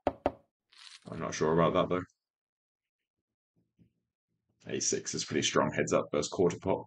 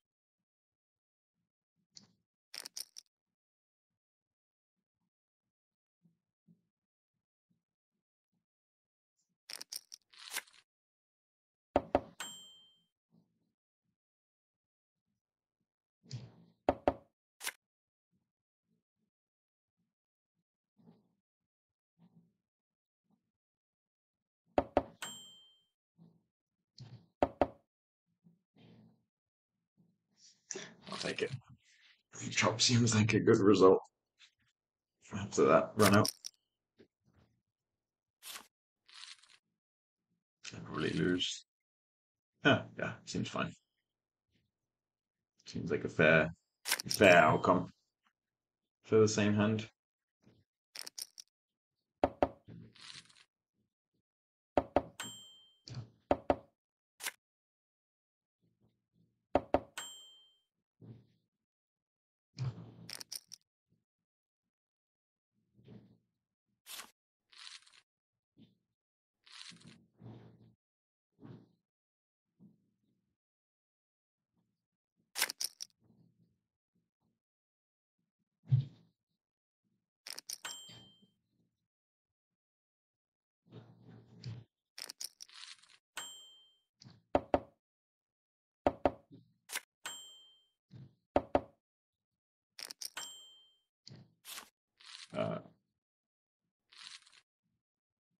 Yeah, pre-flop versus 4x. I'm not quite sure how tight I'm meant to be versus the bigger size, but King 6 seems pretty strong heads up, so no folding for me.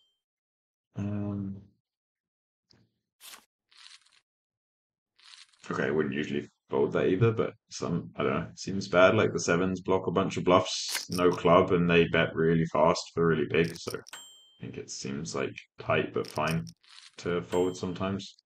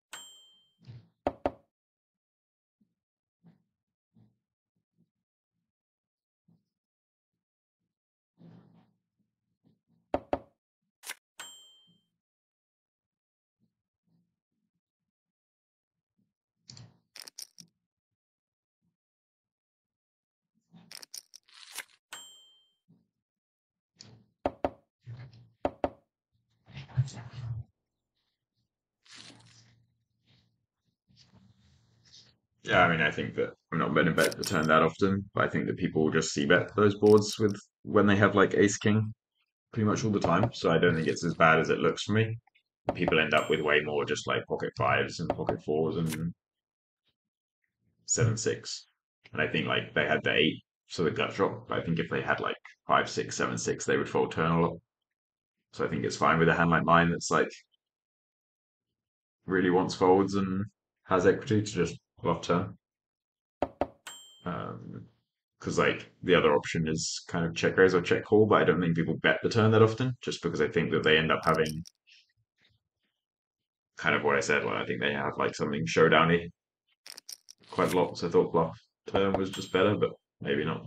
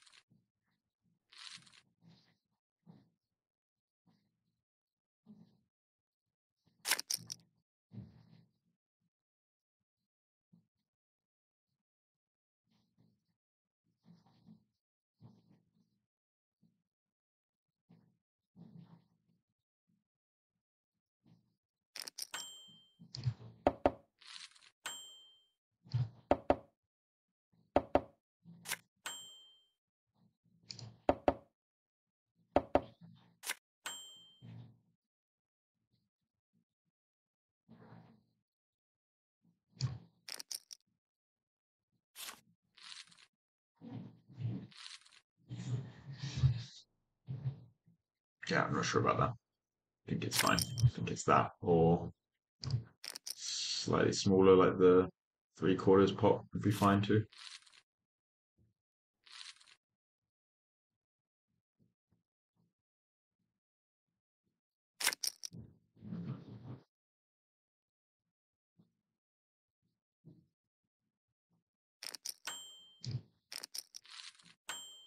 Haven't seen many showdowns, but they're opening 4x and 2.5x. It's hard to know exactly what they're doing, like how they're choosing.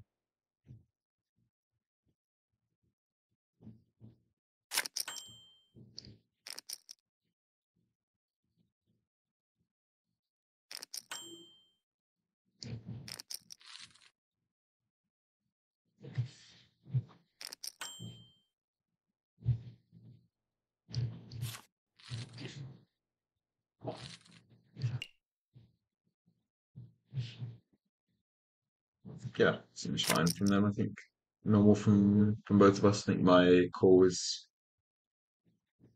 fine, pretty, and their 3 bets fine.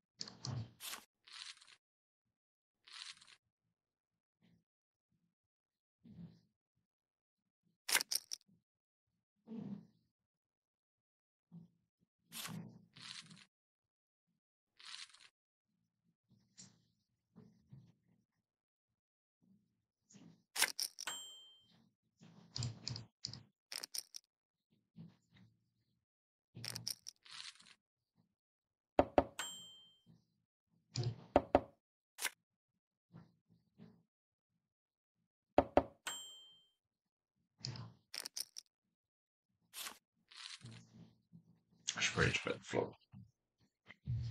Checks fine and bluffs some turns like that.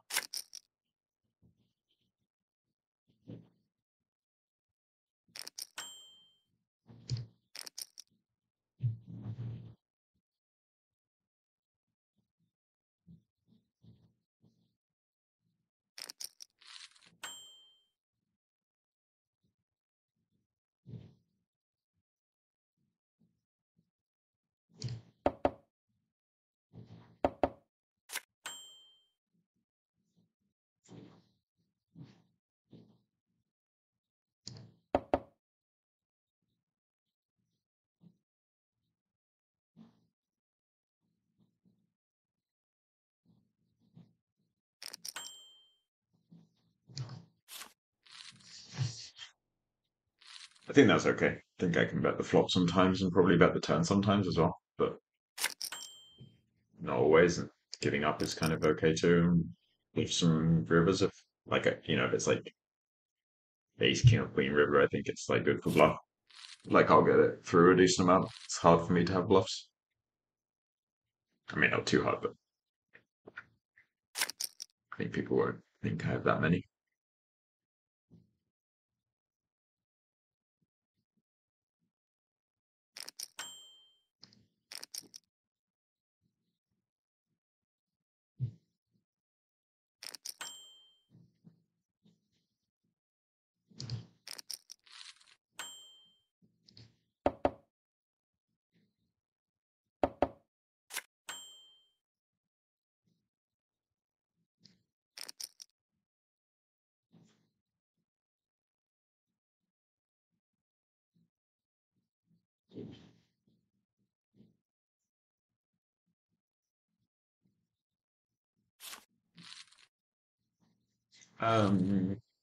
Yeah, I mean, I think pre-flop are pretty much always three bet. I think it just goes very well.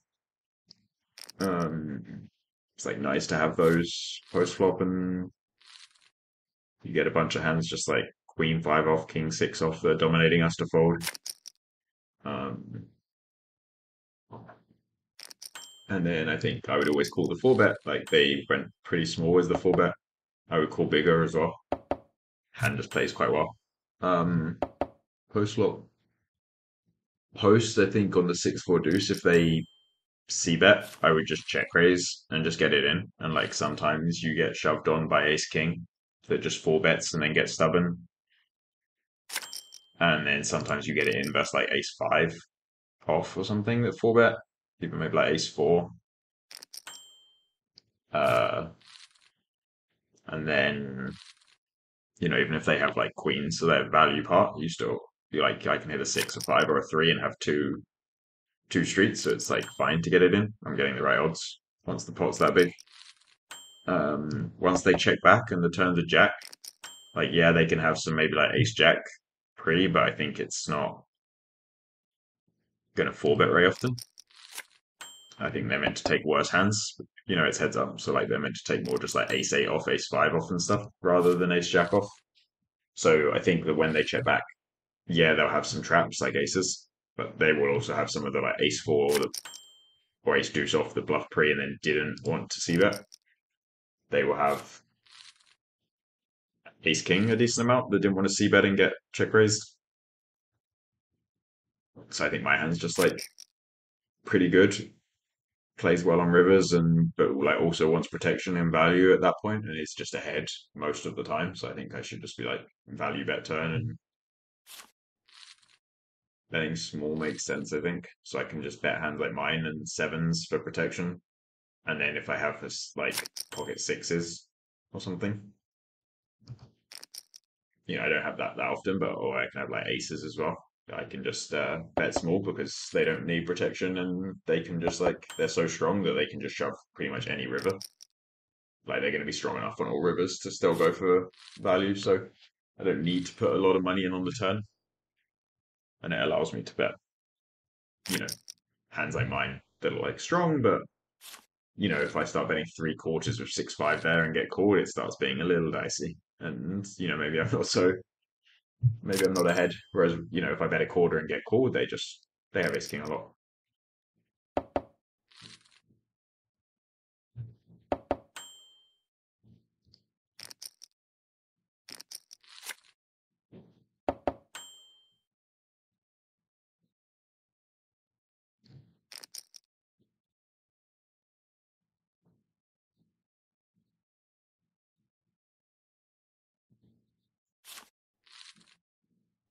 do not know about that. It's a weird hand. I think like sometimes bet flop is fine, and then the turn is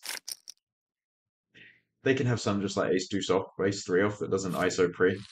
The check was flop, and then they have a lot of just like king eight high. So I just fold out all those kings that dominate me. I can still hit the king and value bet river, and I have the king of hearts, so I stop there having like king six of hearts that will continue. And then my two is just like doesn't interact with the board at all. So it just makes it slightly more likely they fold because it's more likely that they have like 4-3, you know, or like 6-3, like the gut shots on the flop that miss the turn and would bluff me on the river. So it's like even though I'm ahead of them, it's still nice to get them to fold because they're going to bluff me on the river, and you know maybe I'll hero call some rivers with the king and the two being good cards, but you know not all the time, and I'll get bluffed. So getting them to, even though I'm ahead of them, getting to them to fold the turn is still worth something to me. So I think it's like fine to just bet the turn again. I think I kind of like the hand with the king deuce, but it's a bit weird.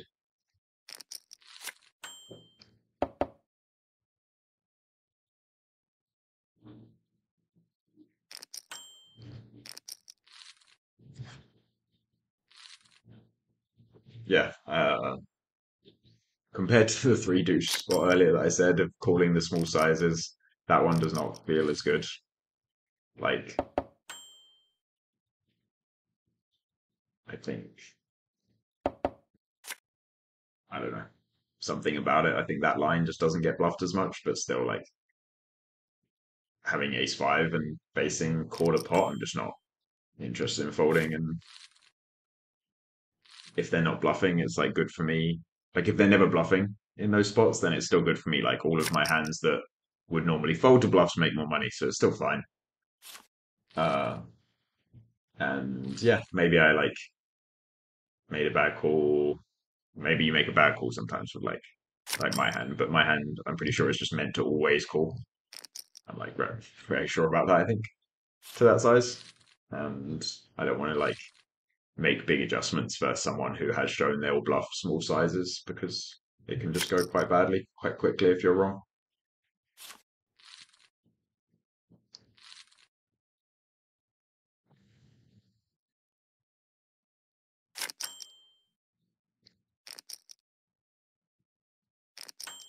All right, back to three-handed.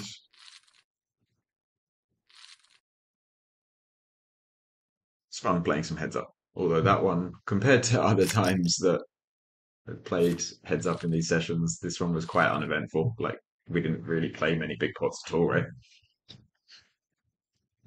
Nothing crazy happened.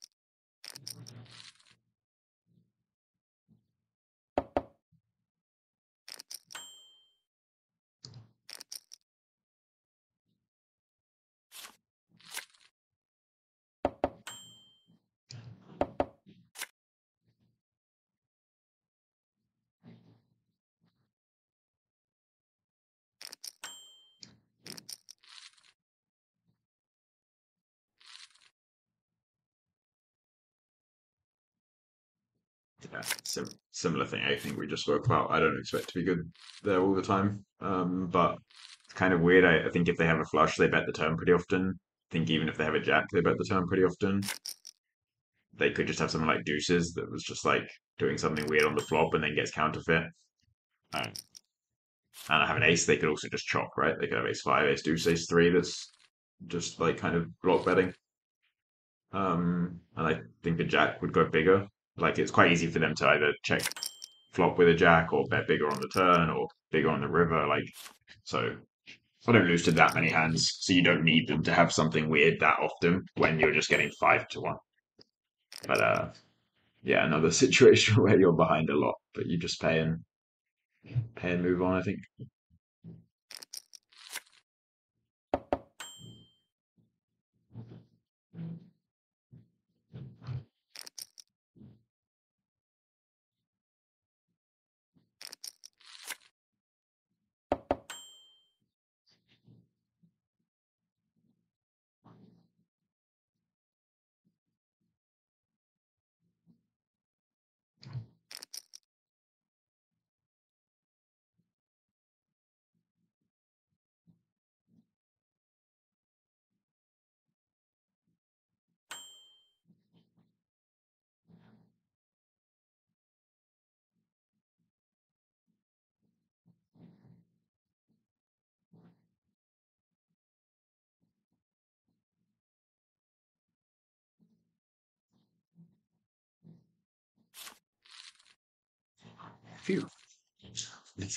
Not a huge fan of having to bluff those spots. I think people get quite sticky when I'm the button, and people know I can just have like my hand like 10-8, 9-8, ace-5 and stuff that they think I'm always going to bluff. And value gets quite thin by the river where I'm kind of just saying I have a flush or a straight. It's like not the most fun to be bluffing those spots, but I wouldn't bluff my hand without spades. I wouldn't always bluff ace-5 and stuff. So I think that like, even though it's not ideal, I think I should, yeah, like you never know. And I still kind of want to bluff the hands I think I should bluff. But felt like I might get called. But I was lucky. Lucky I did not.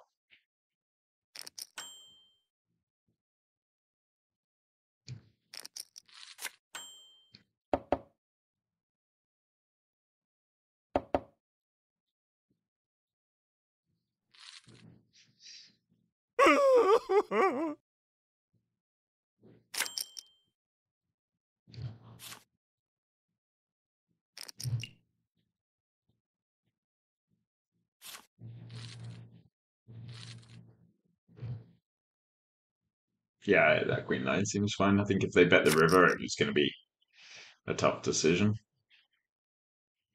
I think people will kind of bet twice in that spot a lot, where they want to fold out my king highs and my like pocket sixes and stuff. But then a lot of the time on the river, they think I have an ace or a queen and won't fold, and they give up. So it's like a good spot to call 2 times as the out of position player. But then if they carry on betting the third time, I think they end up having it quite a lot, like having quads or kings or something. So yeah, I'm not sure what my plan was if they did bet the river, but luckily they did not.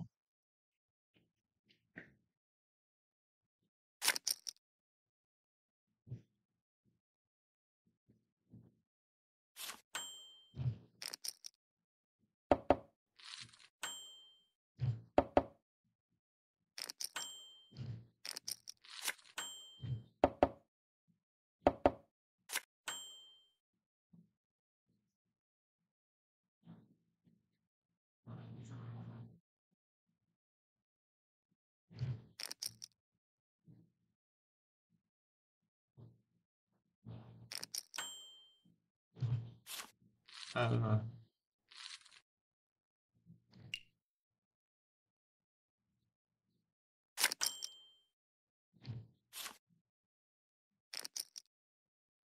yeah, I think that like I'm actually probably meant to fold flop sometimes there with the jack four, but I think they went half pot. They're meant to bet bigger, and they're not meant to actually bet that often at all. Like they don't have many good hands when they check back there. They can't have ace king, ace jack, king jack much. Even like queen 10, they don't have always. Um, so I think they're meant to bet not very often.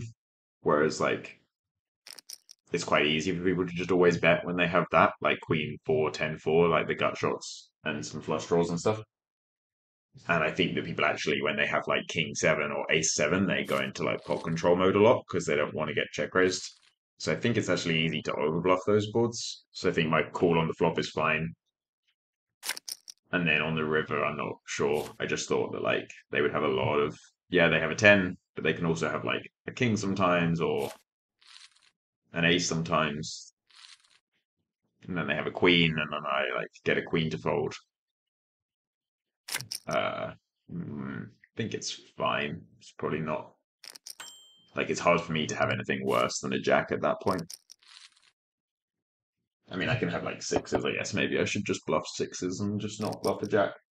But I thought that I would just get enough folds, and I've never like either they just like have a queen or a 10. So I thought I'm just like never good and would get enough folds, but I could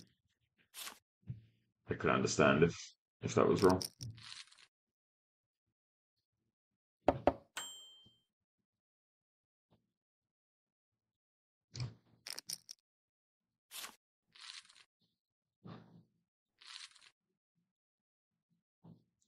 It's a good board. Unfortunate, no action.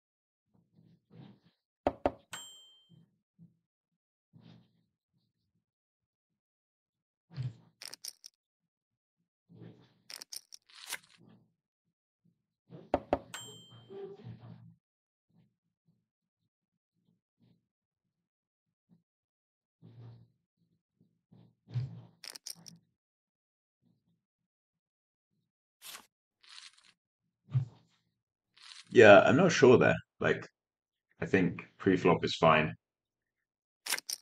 I can definitely get it into. Flop is. I think I should mostly bet. I think check is reasonable, but I think I mostly just should bet and get it in if anything happens. Turn seems quite close because part of me wants to check because I think they have like ace king, ace queen a lot in that line. The issue is that I don't think they bluff ace king, ace queen enough when I check back the turn. I think they just show it down.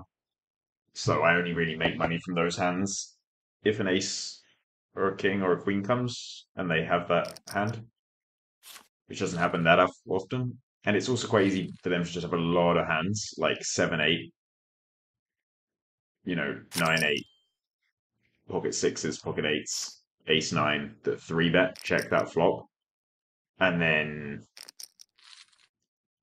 will never fold to a turn bet, but because they have decent equity.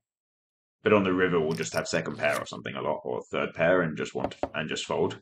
So I think I'm not sure, but I think I just want to bet my hand and just like hope that they have something and hope they don't have ace king. And yeah, I think it's slightly better. But again, I could be convinced otherwise.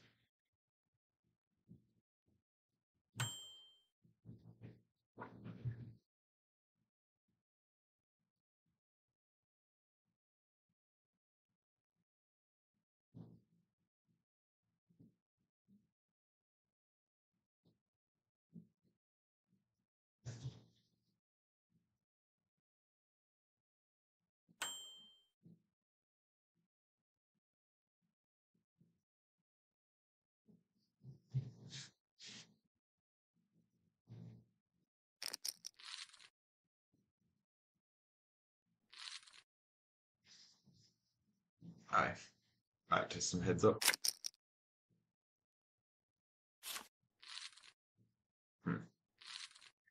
Wanted to play that one.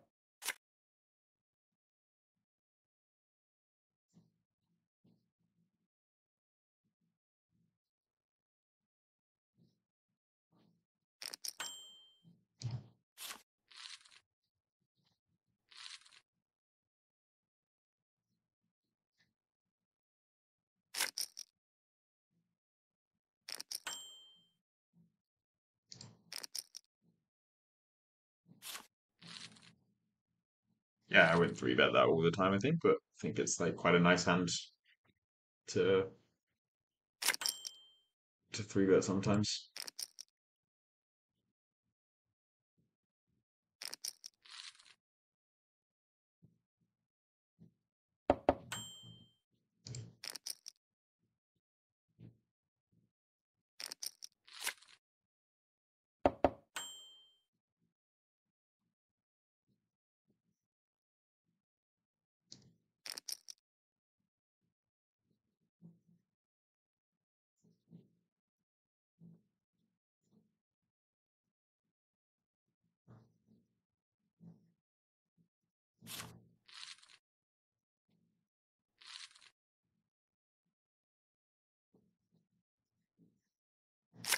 I think that's okay. It's definitely fun. But yeah, having the deuce is nice. Like I can still hit the four. The king is like, okay. Uh, and then I think they just fold a lot. Like I think people fold. It's hard to call enough there heads up because you three bet a lot of your good hands pre-flop, and then you just have to be like quite sticky on the turn with a lot of average hands, and people generally don't like doing that. So I think I probably just get too many folds, which is nice, and I still have a chance to win. I mean, I can even just like hit the king sometimes and win, right, when they have 5-4 or Jack 10 or something.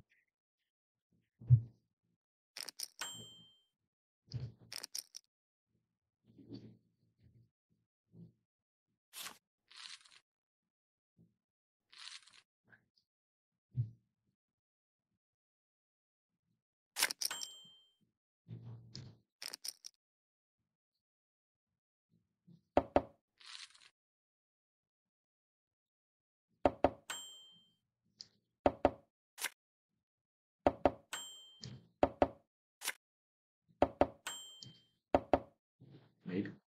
Nice.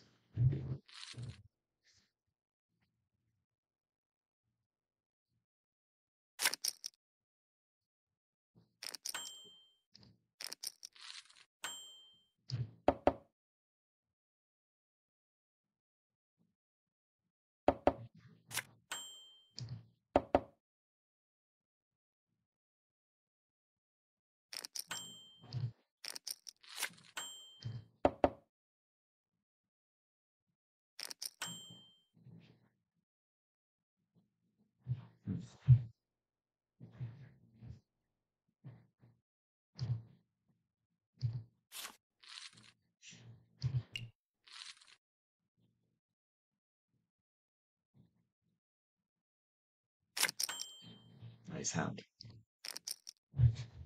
I wanted to see that one. I wasn't sure. It's like a spot that people don't tend to bluff a lot. So I don't think I have. I think my hand is like kind of average to call. But I think yeah, overall, I think it's not a spot that people bluff that often. But I don't know, something felt slightly suspicious, so I still folded, but it was worth paying to see. And yeah, did get bluffed, which is interesting. It's like I think it's a fine line from them, just like not one that people take that often. So good to see.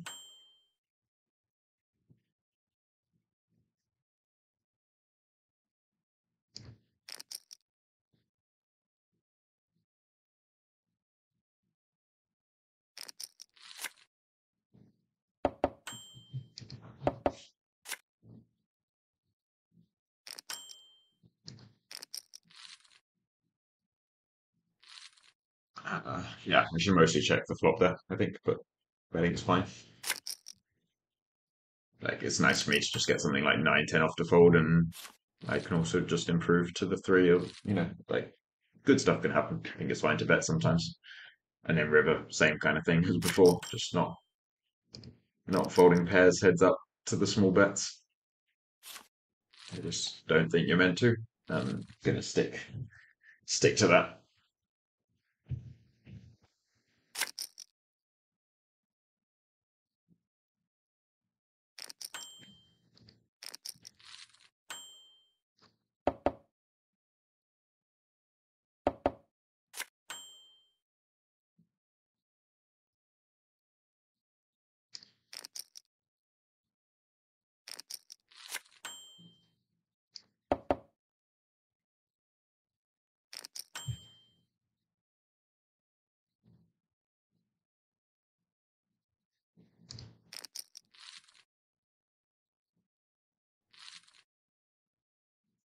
Um,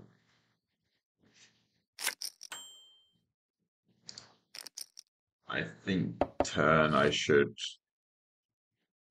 Yeah, I think that whole hand is fine for me. I think that I should probably not instantly check the river. Like I'm just trying to play fast, and I want to play fast and play more hands. Um, in that spot, it's kind of hard for me to ever have a flush when I snap check the river. I think it would like take some more thought, maybe. Um, so maybe I should just like take a little longer in the river. But other than that, the hand is like kind of normal, I think, and fine for me. and I think that their hand is too thin on the river. Kind of assumed they were value betting for that size, but like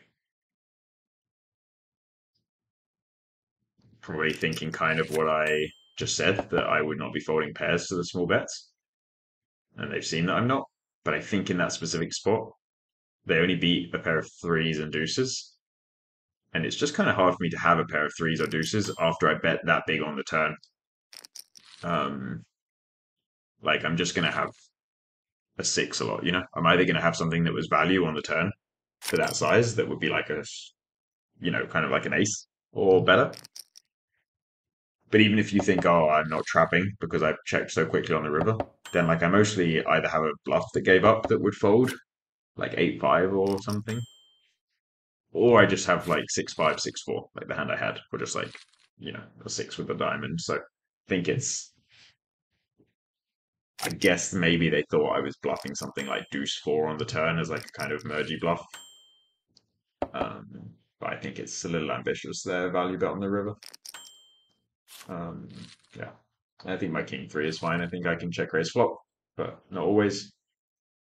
I can check raise turn, but not always. I think like I prefer to check raise like queen three, you know, the turn two pair rather than when I have top pair. Like it's just way more likely they're bluffing when I have top pair blocked myself.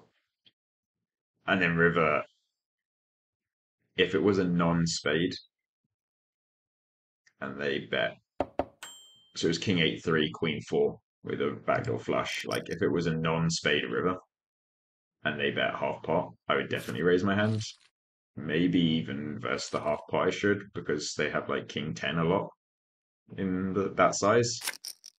But I block the king 10s, and like this player has kind of used some tricky sizes, so I wasn't convinced that they don't just like have a flush and are trying to get a cycle from me or a bluff raise. So I think it's fine for me to just call. It's like that all three streets seem pretty close in that hand.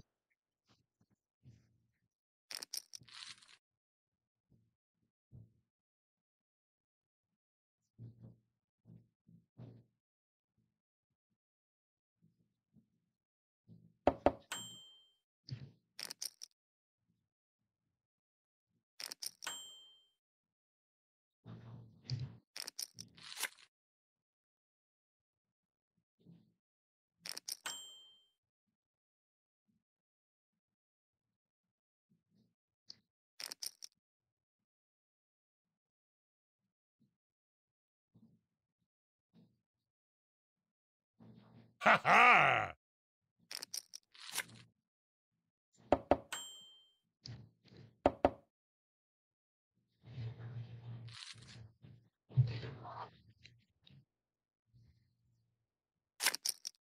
Yeah, I think that's good.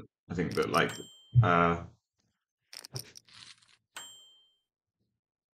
it's kind of normal to bet flop and then call the check raise. And I think then when people start betting those tiny sizes on the turn like that, they usually just have something like they had, like a queen that's just trying to show down, or like ace eight that's trying to show down. And I think my hand is just mostly good at that point.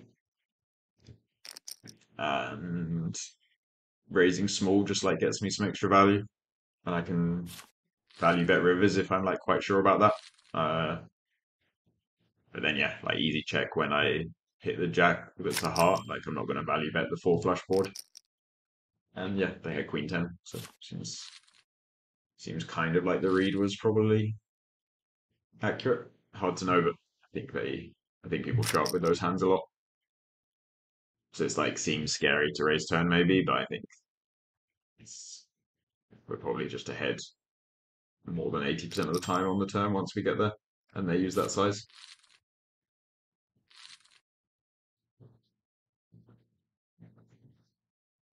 Sis, if you're watching and listening, please do not use that against me.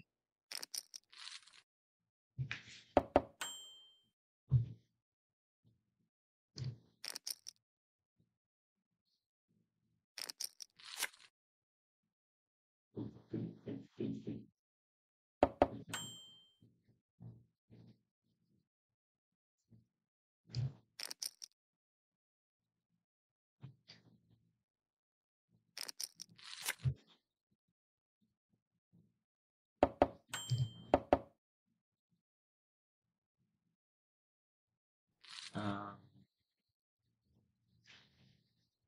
yeah, I'm not sure about that. I think it's fine. I thought like some ace highs would get sticky and I just get some folds from like queen tens and stuff as well.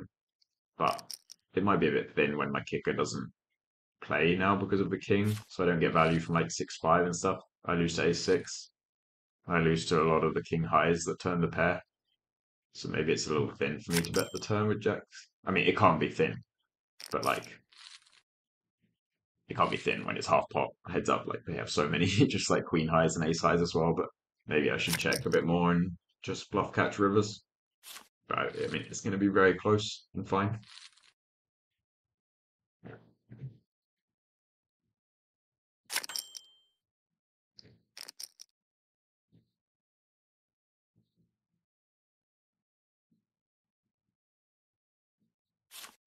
Haven't spoken about pre-flop too much. I think like I would play limps and raises, and some of these hands can do either. And like depends on the person. If the person's folding too much, you raise some of them more, and if they're calling too much, you limp some of them more. And there's a lot of like, do what you want kind of thing in the middle.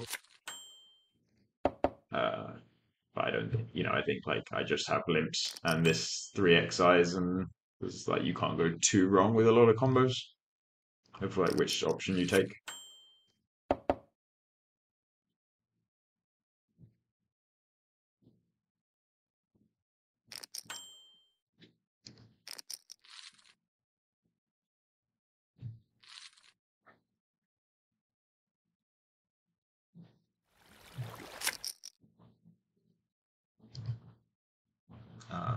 Yeah, I think that's like, I don't know. I'm not sure about it from them. I think it's probably fine from them. Like it's probably fine to not have a spade on the river, and bluff sometimes, but I don't know. I can't imagine it being that bad, and I think like I'm just not interested in.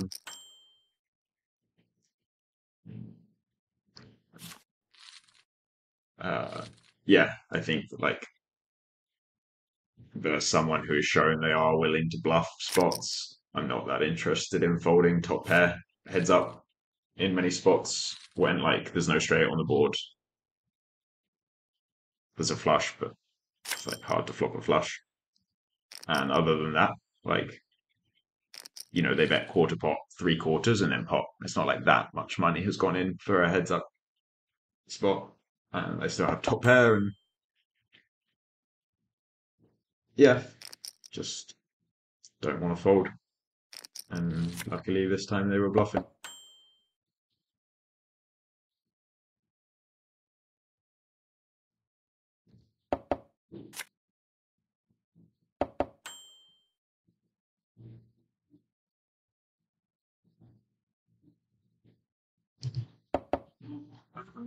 So I think I can bluff turn sometimes there. I think my hand's reasonable. Like I don't have. They have a lot of like queen jack, queen ten stuff that calls flop folds turn. They also have a lot of like 5-4, 4-3, 5-3 stuff that does the same, and I don't have any of those cards, so I make it slightly more likely that they. Yeah, I make it slightly more likely that they fold turn, but I don't think I can bluff always. Like, I'm the button in a heads up game. Just gonna close this quick. Yeah, like I'm the button in a heads up game, and I'm so wide and I have so many of that hand class, right? Like I have like 8-7 off, 9-6 off, 9-7 off, like all these hands that are the same kind of hands, so you can't just always bluff them. And then river, I think I want to bluff some as well, but they called flop pretty fast and then checked river pretty fast. So I think they just have showdown a lot. And this player has been kind of sticky in the spots where it's easy to have bluffs. And I think that's a very easy spot for me to have a lot of bluffs because I have a lot of hands like mine that they will think c bet flop all the time and then check turn. And they might think I always check turn and then just have the bluff river because I have no showdown value. So I think it's a spot where like this player will hero me a lot, and I thought they always had a hand that could hero because they just like very quickly checked. So I just decided not to bluff that time, and I think that's fine. Like sometimes it's easy to feel the need to like have bluffs in spots or bluff when you can't win the pot, but sometimes you can just lose, and if you don't think that you don't want to do it all the time or just based on like emotional reasons because you don't want to bluff. But if you have like a reason based on poker stuff, not just emotional stuff, that you think people aren't folding in a certain spot, then you don't have to bluff at all if you don't want to. And sometimes that's obviously like, if you're correct about that read, that's just the best decision. And I don't know if I was in that situation, just as an example.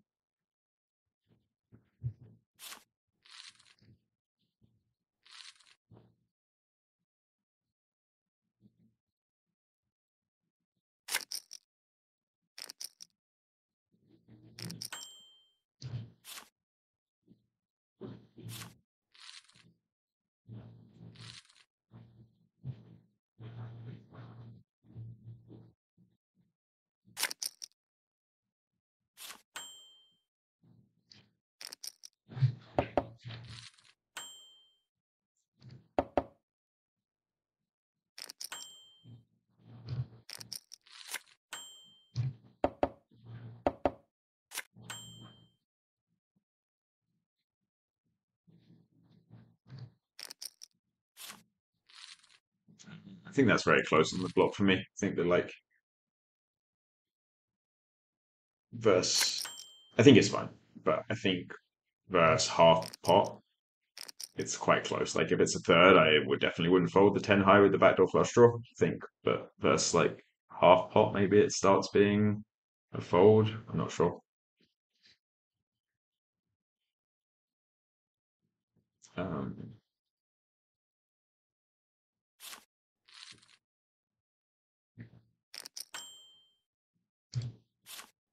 it's loose on the button, but I think fine when the ante is that big. But I'm not sure.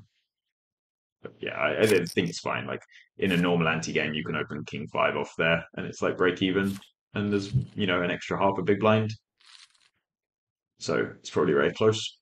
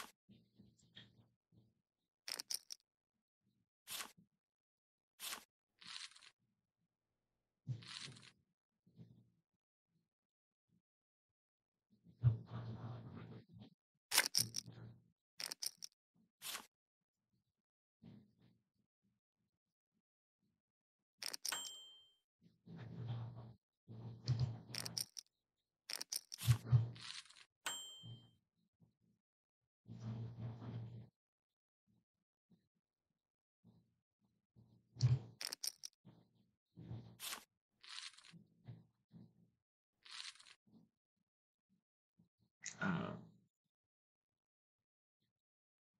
yeah, I mean these are quite weird spots where it's not used to spots. It's like limps and then 6x ISO and button call.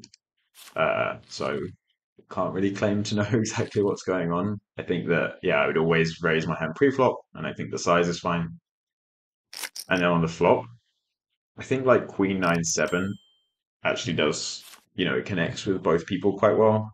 And I think that they in position, they'll have some pairs, but they'll also have a lot of like King Jack off, King 10 off, depending on how they're playing pre-flop. And like 9-8 suited, 10-9 suited. A lot of stuff that's either like straight draws or pair plus backdoor straight draw. So I think having bigger sizes makes sense for me. And I can either, I think with my specific hand with ace queen, like betting bigger makes sense and just trying to get a lot of money in now and like shoving on clean turns. And I think it also would make sense to check sometimes where like I block them checking back like ace 10 and ace 5 and stuff. And hopefully they start bluffing something like king 10, or they just start protection betting something like 10-9, and then I check raise. I think that my decision on the flop is quite. I think that like betting smaller would be fine too, but I was in game thinking I would sometimes bet big and sometimes check. And I think those two probably make the most money against most people, or like against most people that play these games.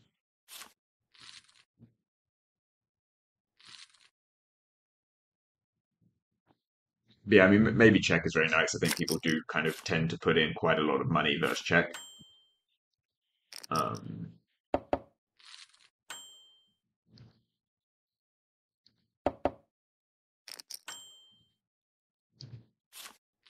this is close pre, but I think fine because there's an extra. Like I would fold it in a normal game where it was like 10-20 with a 20 ante, but it's just slightly more because it's 20-40, but there's this like dead 10 as well from the small blind. So there's just like slightly better odds. So you can be slightly wider as the small blind limp. And then like they checked back queen 10 suited, which they're never meant to do. So, if they're like not being aggressive enough, I can definitely limp those hands and just like see a flop. And then I think flop is close. I can bet. I think my hand's quite good to bet. Like I get like queen 3 to fold. I get like 7-8 to fold that dominate me. And I have, out to spades. I think check is fine too, but yeah, I would bet sometimes.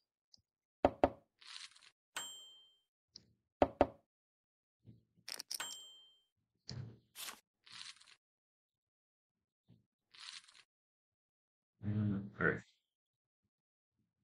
interesting that they limped the button with 7-4 off, obviously quite loose.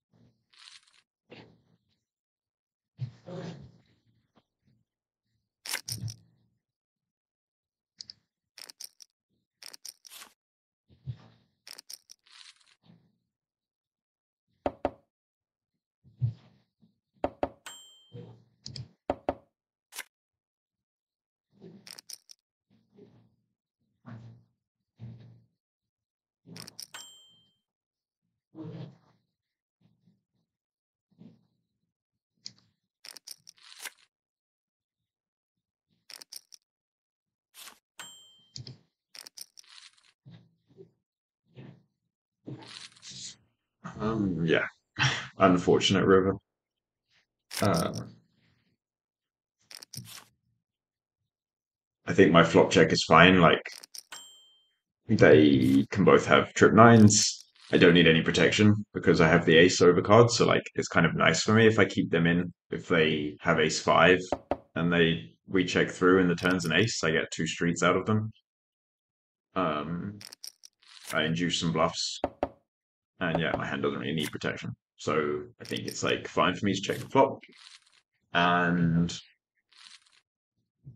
turn, I think like I could maybe raise because this person before led on the ace jack jack when they had trip jacks.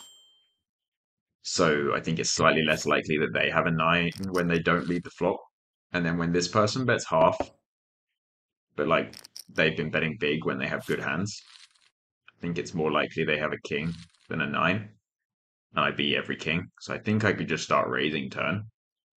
But it's hard, like I haven't played with them that long, and it's hard to be sure about them just like uh, yeah, I don't know the sizing read that well that I'm confident to just like raise and bet river, but I think it's quite close with the information I had.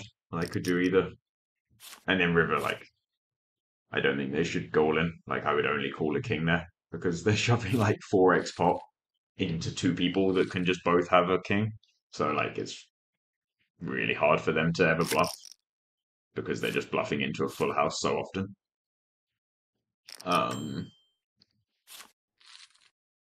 Like I don't have a 9 much when I check flop, and when this person bets half and then this person calls the big blind, and I call behind, like I kind of always have a king because I mean I can have aces, but like not always, but like I mostly have a king once I call when it's 3-way still to the turn. It's like I need to be quite strong there. So they're basically just betting 4x pot into someone who has top vote maybe 50% or more of the time, which people don't do as a bluff, I don't think. So yeah, I think they should bet smaller, try and get some calls from some, like when you're betting, they had king jack, they want to get called by, it's meant to be a value bet, you want to get called by something worse than a chop, and I don't think they would, but yeah, unfortunate river for us. I think we would have had an interesting decision like king 9-9-6 if the river's a 2 and they bet like 40% pot, then I think it's interesting where it's tempting to call, but that's where like maybe the sizing read would be more reliable, and like kind of what we saw where they shove 4x pot on the king. Maybe if they had a 9, I would expect them to do similar or just go like pot or more, and if they bet half pot or less, they probably just have a king a lot and we could actually like raise our hand, and I think we would get called a lot because I think once you like check back the flop, people don't believe you that much. So I think it would have been quite a nice situation. Be right back.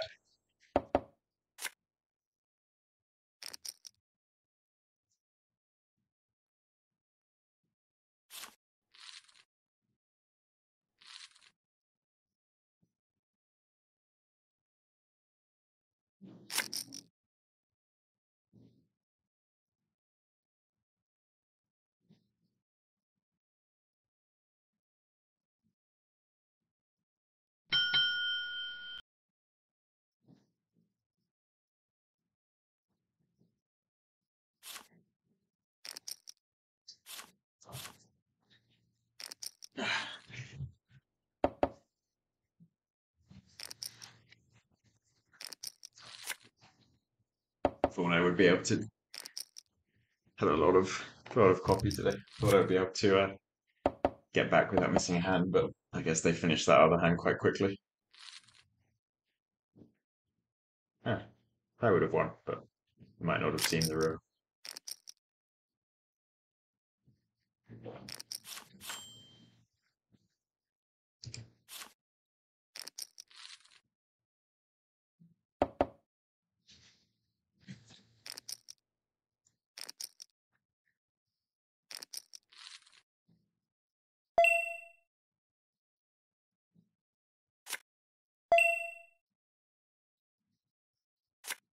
It's a shame for me that this player 3-bet. If they'd just called pre, I would have called 2 and would have been a very good situation.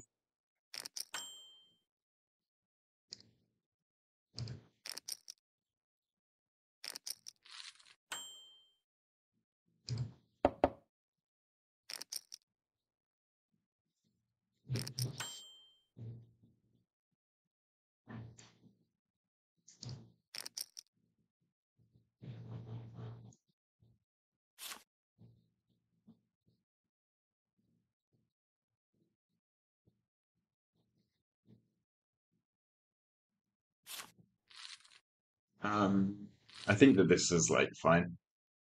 I think pre-flop I can 3-bet or call, but it's quite nice playing when I'm so deep with this player, like playing 3-way, and if I hit a 9, it goes very well, especially when this player's been putting a lot of money in.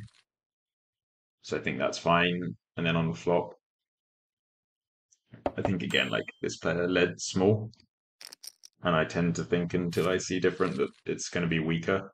It might be not. I mean, that's like a normal size to lead, but they led quite small.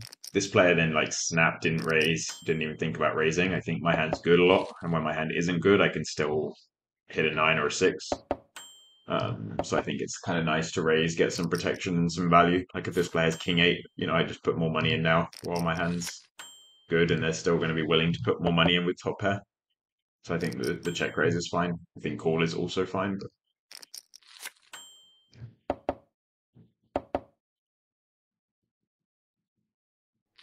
lucky turn.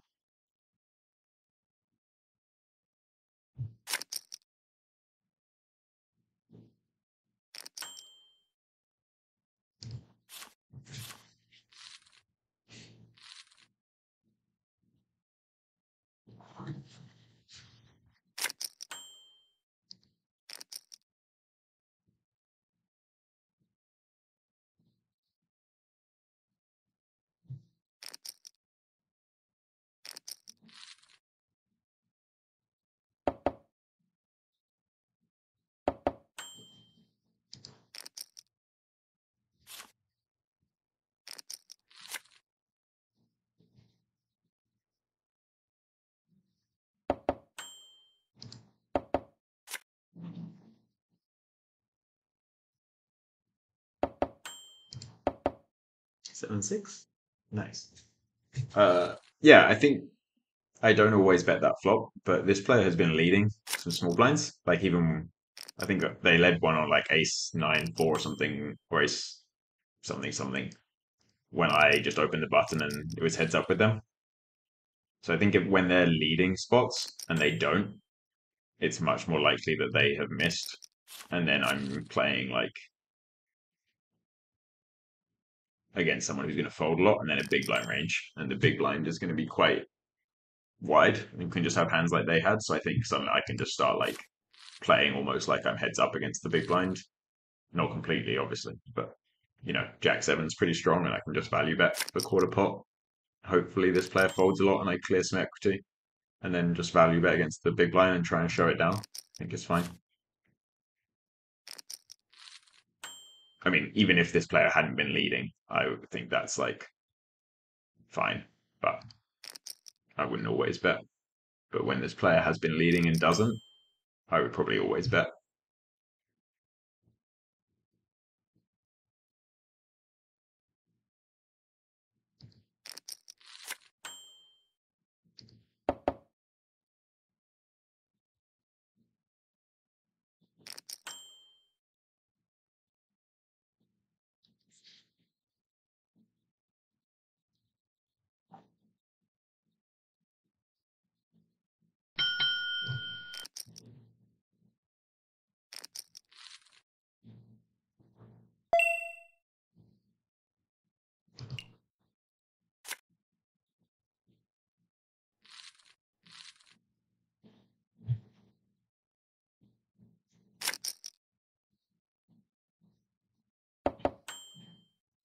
I think it's I mean, I guess it is like standard, but I think that the ace king is interesting because I think a lot of people end up just like calling the turn, maybe.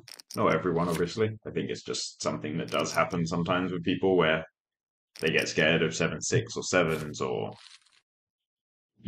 think they're going to bluff catch. And I think what happens is that the button can have like some hands like 9 8 or maybe 9 10 of spades as well, and just like 9 8 off, or like 9 8 of clubs, not like suited pre, but not the flush draw, that are bluffing, but they might not bluff the river. Once they get called on the turn and they only have like a third pot left on the river, they don't want to bluff because it looks like you're just going to call a lot. So when you just call turn, as small as in my position, you let them kind of, realize their equity, like try and hit their straight. And then if they do, they stack you because they bet and you call. And if they don't, they check and you don't get any more. So by shoving, you like either make them call off behind or fold and not realize their equity. And then you also make sure you stack like, I think it's very reasonable for them to have the hand they had, like king queen or king jack, where they're just trying to, they think they're going to get stacked when I have ace king aces anyway. So they're just trying to put money in versus like my hands when I have like queens and pocket tens.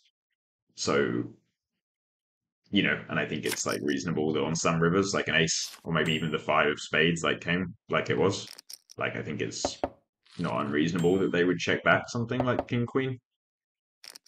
Some people wouldn't, but some would. So I think it's good to. I think it's tempting. A lot of people just like want to call the turn they're out of position, but I think it's good to go all in and just make sure you stack stuff. And like, if they have 7-6 or sevens or King 7, like the hands that you lose to, they're going to stack you anyway. Like, you're not folding river. So, you kind of just have to not ignore, but like, don't worry about the fact that you're going to get stacked sometimes by those. Like, there's not that much money left to play, and sometimes you just have to get stacked. It's fine. This has not run out how I hoped. Okay, it's okay.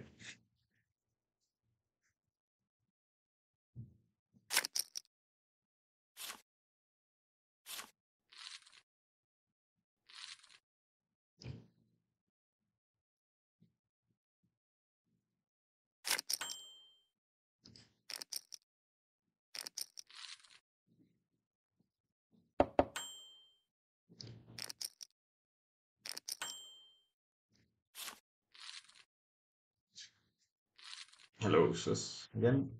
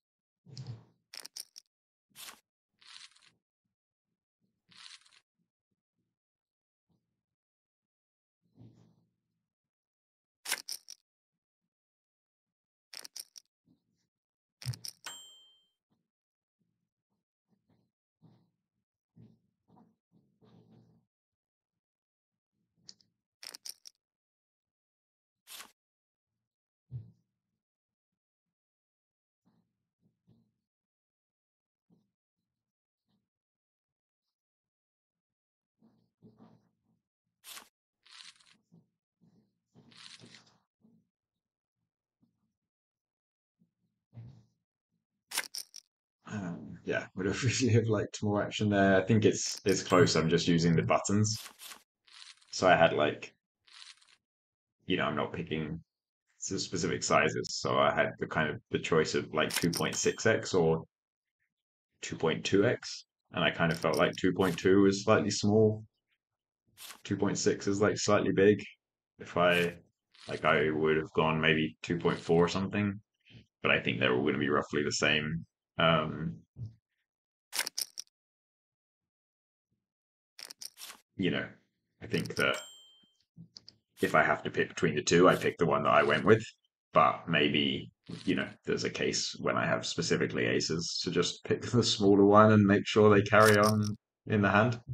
But I think it's fine. It's whatever. Like, you know, they also don't fold a lot anyway when they have like king queen suited or tens. So like making just like getting more money in the pot pre-flop is like very nice when you have aces, and yeah, it doesn't really matter. I don't think too much between the two sizes, but obviously once they fold, after tank folding as well, I would go back and choose the smaller size.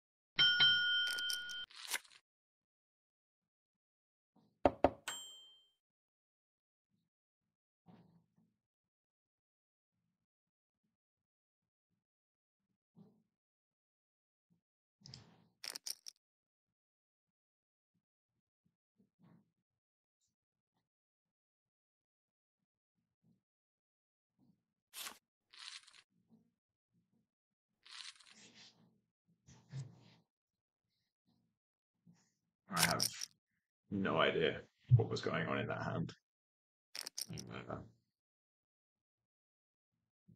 I think flop, when they lead, if I raise, it looks really strong, and like they led half pot, so I think it's quite likely that they're going to put a lot of money in for me anyway. If it's like a brick turn, I think that it's like reasonable they keep betting big. And when you're in position, you don't really need to raise as much because, like in those spots specifically, I guess, or in a lot of situations, because they can't stop you putting money in on the turn, right? If you're out of position, you don't check raise a good hand, and then you check turn, they can check back. But when you're in position, if they stop putting money in and check turn, I just bet myself, so I can always get the money in. So I think it's better just to like quickly call and look like I have high cards, and hopefully they keep bluffing if they're bluffing. When they check turn, I think, yeah, I just bet half pot. I think it's fine. Like, I'm not going to bet like a 10 for protection on the turn. I'm just betting like a good ace or better. So I think it's fine to bet slightly bigger. They then check raise. And then I'm like quite unsure of what's best. I think that there's a case for shoving, kind of like I said with the ace king hand, and just like stopping them getting a free river if they have something like jack 9 or 9-7. I think the good thing in this spot is that the two most likely straight draws they can have are jack 9 and 9-7, and 9-7 only has 4 outs against me because a 6 would make a boat for me, a full house. So I think with like, if I have queen 8, jack 8, 8-7 or 8-6, I can afford a bit more to slow play because the straight draws have slightly fewer outs against me. And then I don't know, I think it's like not always what you want to go by, but like just kind of feeling wise, felt like they might just be. I mean, I should have done exposed cards after I forgot, but like feeling wise, I thought like they might just be bluffing, like just 有翻译在吗？ just nothing, like queen 7 or something, where they're just like repping trips, and they just decided to go for it on the turn when I bet half pot, and I kind of feel, I don't know, just a feeling, could obviously be very wrong, but I feel like that happens sometimes when people lead as well. Because like even when they have a straight draw, it's nicer for them to check and check raise, and when they just start like leading big, it's usually just something that's like doesn't have much hope. So I should have. I don't know why I folded that. I think it was just, yeah, that should be called on the flop. But I was just in the middle of talking about that hand.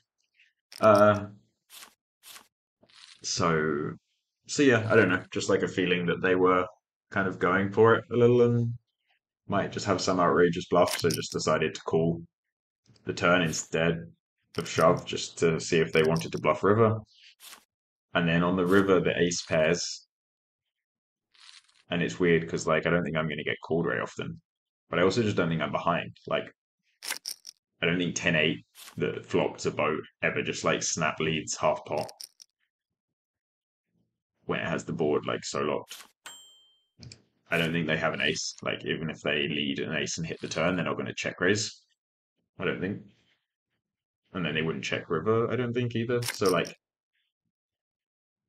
and then I just don't know. Maybe they have a 10, like 10 deuce that was kind of mergy bluffing turn and didn't really know what it was doing. And just hero calls river because it's getting such good odds and things like can have queen jack. Maybe they have an 8 and they're just like annoyed that the ace came and think that I always have a better full house now and fold somehow. I don't know. It's hard to imagine many good things happening for my hand on the river, but it seems even harder to imagine bad things happening because I just don't see how I would be behind. So I kind of just like shoved the river and you just hope something good happens. And we don't know. I should have done exposed cards so we saw, because it was like a weird hand and I'm interested to know what they had. But I forgot and was not thinking about it at the time. So we will never know, I guess. So maybe something good happened. I don't think so, because they folded quite fast. So I don't think they just folded an 8 that fast. But you never know. Crazier things have happened.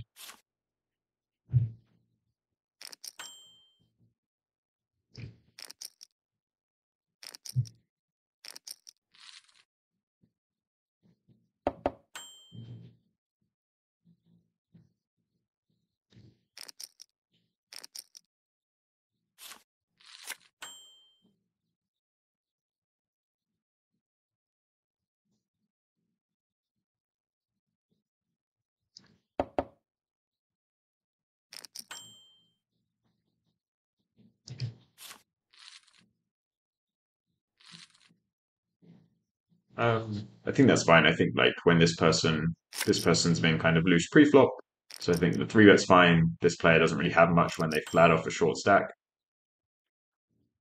Um, so I think that's fine.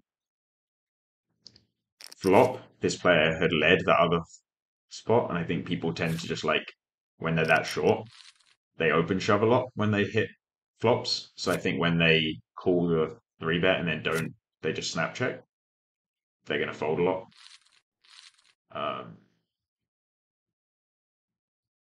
So then I just have to like get through this person more on the flop. I mean, even if they don't fold, I have king queen high and they only have like 3/4 pot, so I can just get it in and be fine.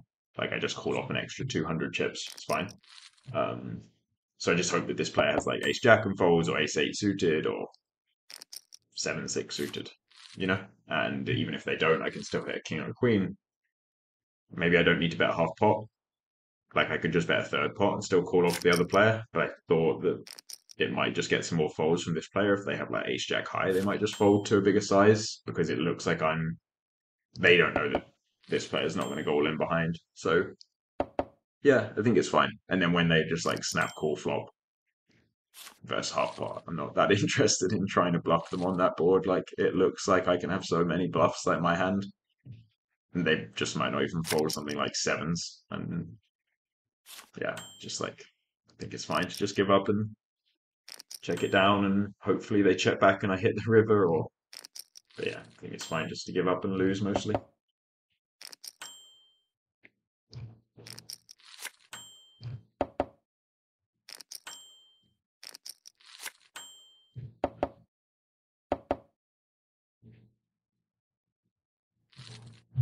Lucky river for me. Maybe I could actually raise turn sometimes. Because that can happen where they're just like bluffing ace high on the turn and then I don't think they should that much, but people do, and they can also have like king jack, king 10, and then they check back and win against my king high on brick rivers, maybe. So maybe I should just like check raise bluff turn sometimes. I think it's fine not to, obviously, as well. But seems like an option.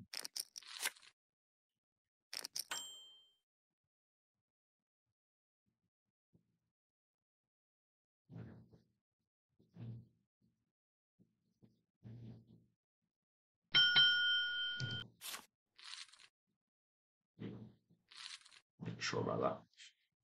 Felt suspicious, but I guess they can have that one. I wouldn't have folded like ace 9 probably. I don't know.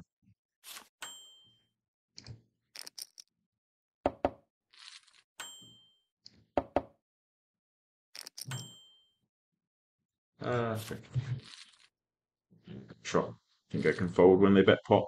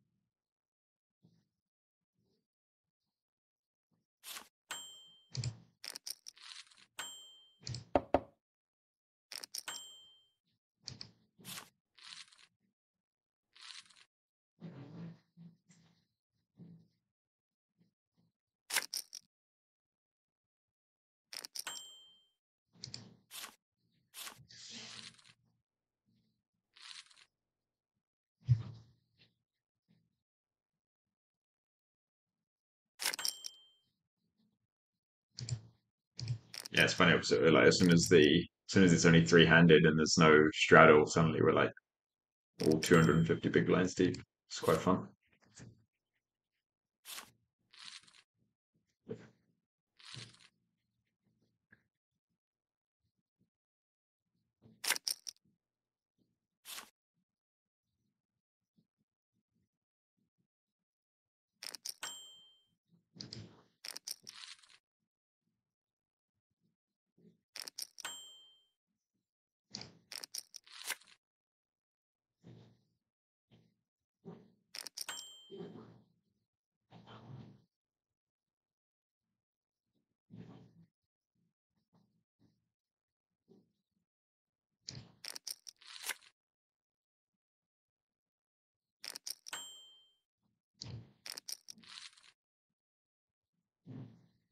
Yeah, I mean, I should probably fold turn there, I guess. I don't know.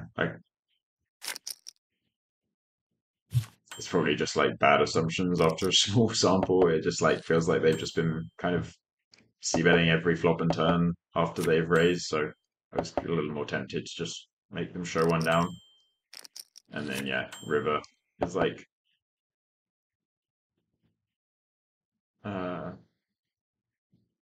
yeah, river's not fun versus the small bet, but yeah, I think it's like fine to call. This Jack 10, I don't know.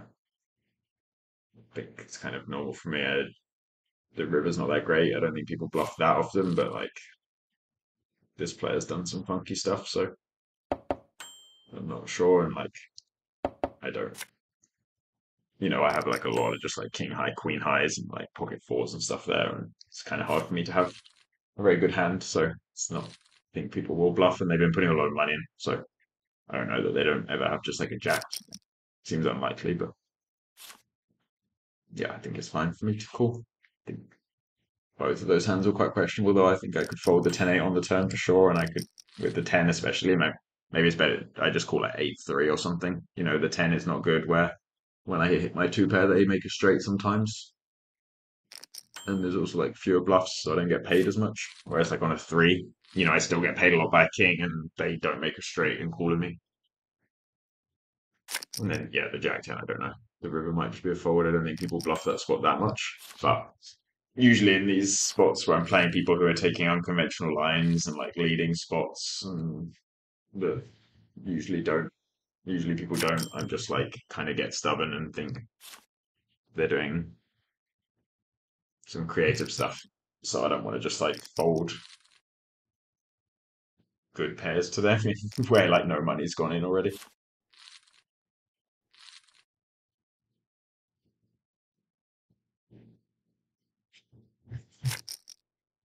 I think that's generally a reasonable strategy, but there's also like kind of been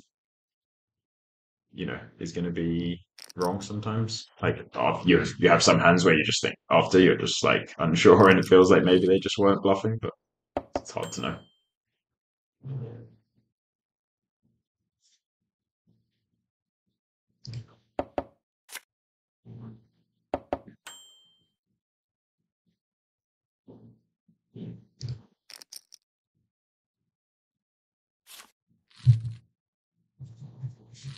Um, Pre-flop, I think this is fine. Like they're meant to just be playing.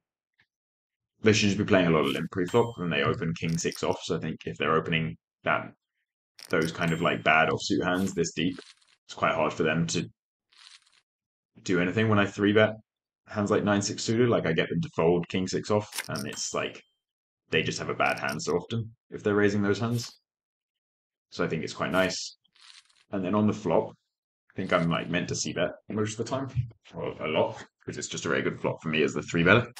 But I think it's quite nice where like when I check there, I think people think I would always bluff when I had a bluff. So when I check, it just looks like I have something like ace five or king jack, and they won't bluff themselves. But if they have like jack 10 or king queen, they'll start betting turn. So then if they check turn, and I think they just have like 9-8 suited or pocket fives a lot, I can start bluffing the turn. and it means like I avoid putting money in on the flop when they had something. I kind of find out if they have something or not, and then just get a much cheaper bluff. Which I think if you're playing someone who's very good and you're playing them regularly, you can't really do that because it's quite easy to play if someone knows what you're doing.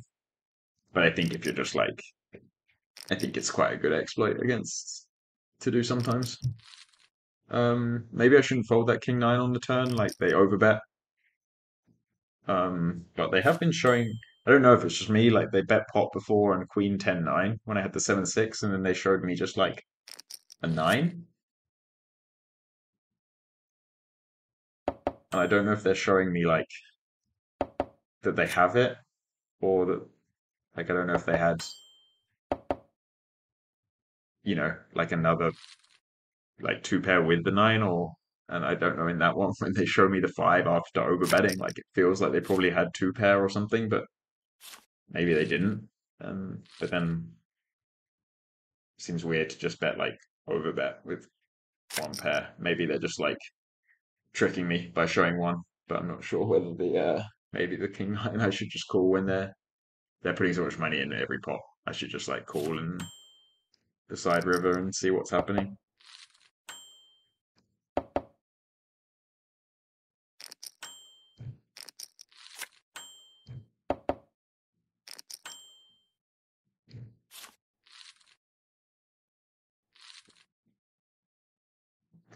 Yeah, I think that's fine when they bet pot with the full turn. And I think the 4 spot was fine before, like when they had ace 10. Like I just always call flop there. I can hit it, I can hit a 4 and make a boat. I'm also ahead still a reasonable amount, even when they lead. And turn, I think my hand's too strong to bluff, but I could see bluffing being fine. And then river, I think as well. Like, I think I can just bluff some like ace 3 backdoor rather than something like 4s. And just hope I somehow win. Hope they have like pocket 3s or something.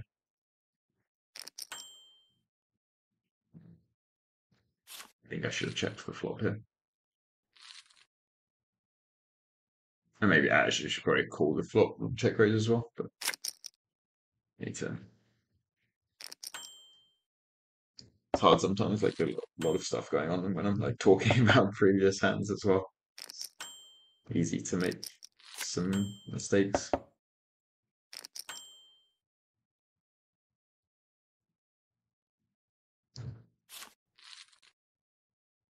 Very suspicious. Yeah. Kind of wanted to call with queen high, but seems like it could just be really bad. But they are putting a lot of money in every pot, and it's hard to make really good hands. So I think they're probably just trying to bluff me a lot.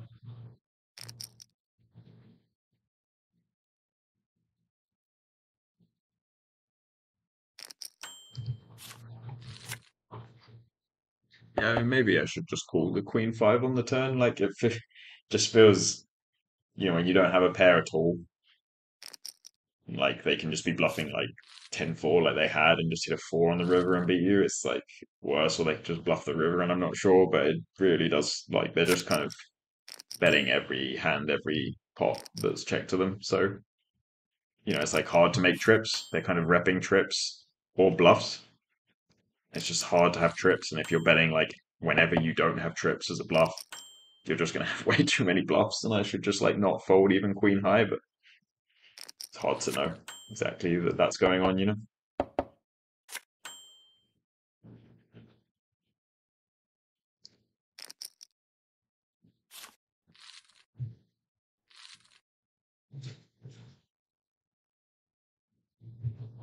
think that's quite close on the river. I think betting is fine. They call like jacks and stuff sometimes, and checking and letting them bluff is also fine because they do seem to be bluffing a lot.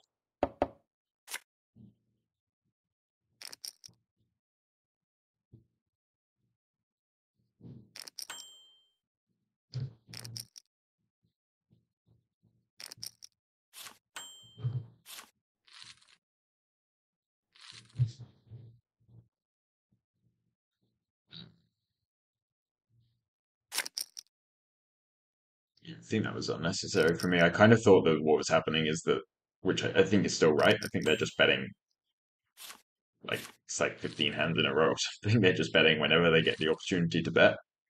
So I thought they would just have like pocket sevens and stuff, and that this player, when they tank call, would have a lot of like straight draws and second and third pairs. So I could raise and just get some value from this player who might not believe me, and maybe some value from this player. Um, but I think I should just call and play the river. And I think it's bad of them. Like I won't have my hand that often in that line, and I think that like when they can't just shove King Jack for like 5x pot. I think they should just be calling the raise. Like I'm not going to call if I do have my hand, and when I have just like the turn set or turn two pair, I'm not folding, and they just like lose so much more than they needed to.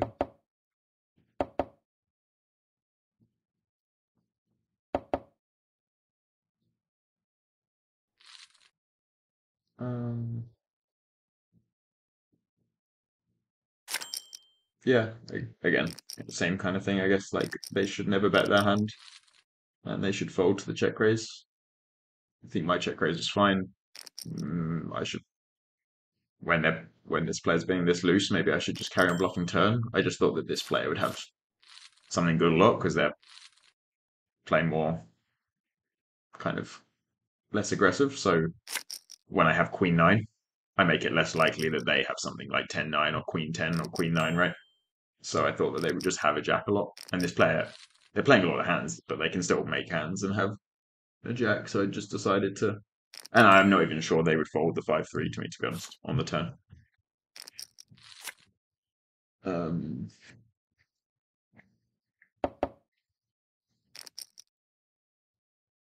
so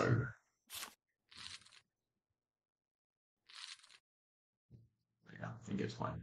It's like when you're playing with people who are this aggressive, it's like you're going to get in a lot of weird situations, and it's hard to know exactly like what's good in hindsight or at the time because they're just playing every hand. But it's fun to play against.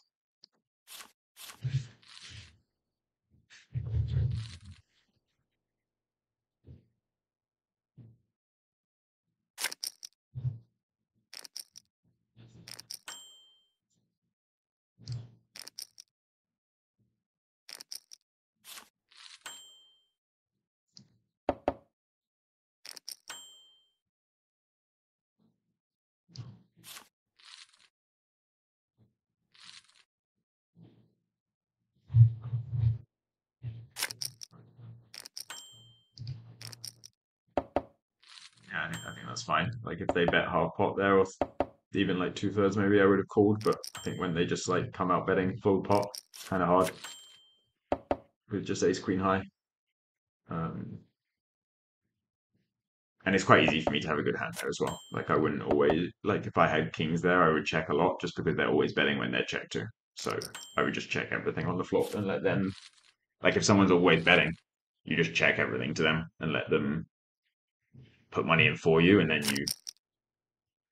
you can decide whether to call or raise or fold. But if they're always going to bet, you might as well just like let them put money in with most of your hands. Uh,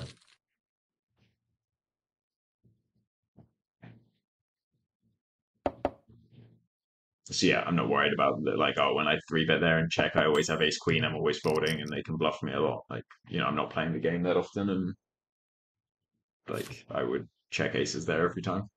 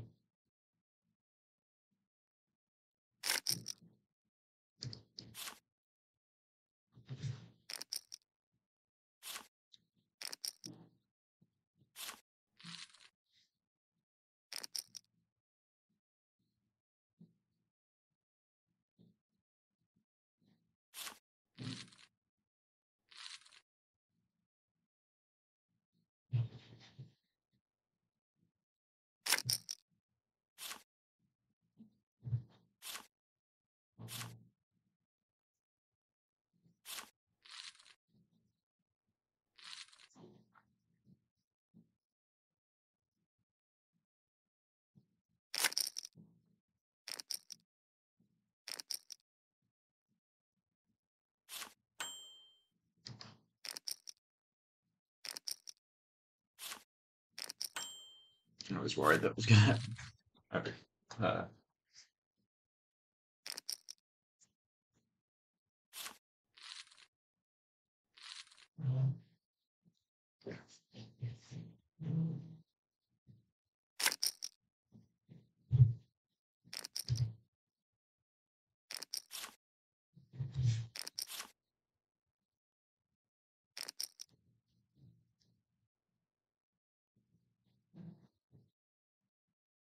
Sneaky limb raise.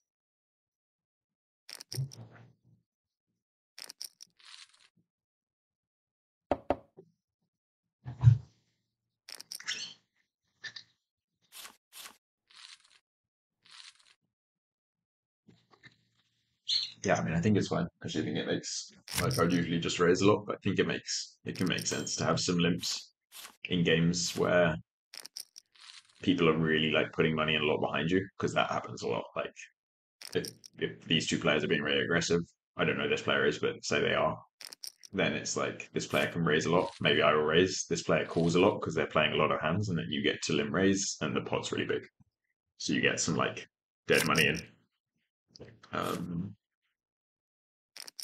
So I think it can make sense.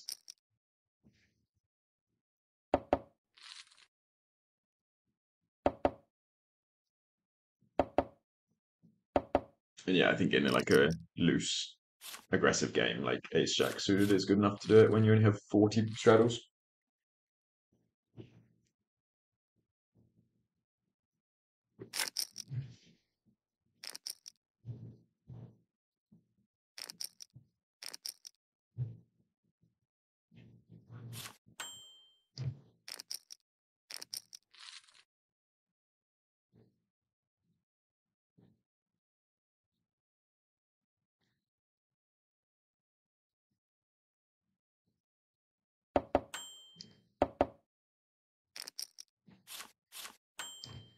This is definitely too loose pre, but I thought this person was not going to limp raise much and would always call, and so it's just like defending a big raise four-way kind of thing most of the time. And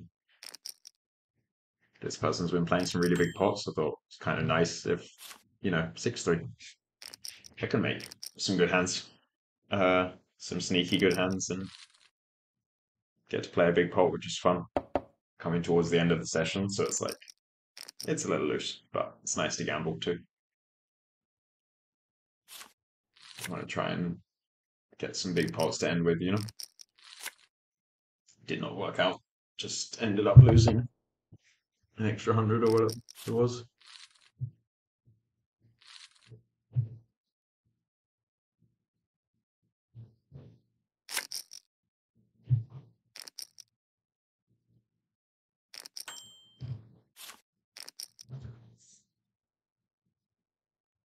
This player is really playing some pots. It's fun to watch. Haven't seen many showdowns at all for someone who's playing like every hand. It's like quite impressive to be playing this many hands, and I'm just like not like, I guess they've either folded or bluffed or value bet, and people have folded. So just I haven't seen many showdowns at all. Maybe we see this one. It seems quite likely we see this one. But they've been playing a lot of hands, but I don't think they've been three betting that much pre-flop. I don't know if I should be. So suddenly realised this might be live. Maybe I shouldn't be talking about the hands. Sorry if that is live. King 5. I was wrong. I thought they would have a good hand there when they were trying to get it. I thought they were just trying to get it in with this person.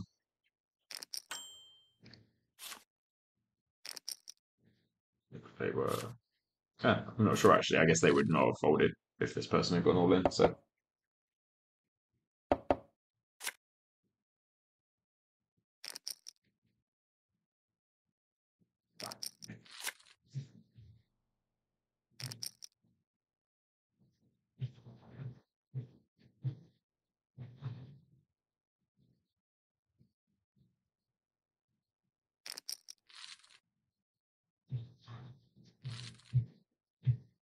Yeah, okay. 10-8 off. So this person's being aggressive too.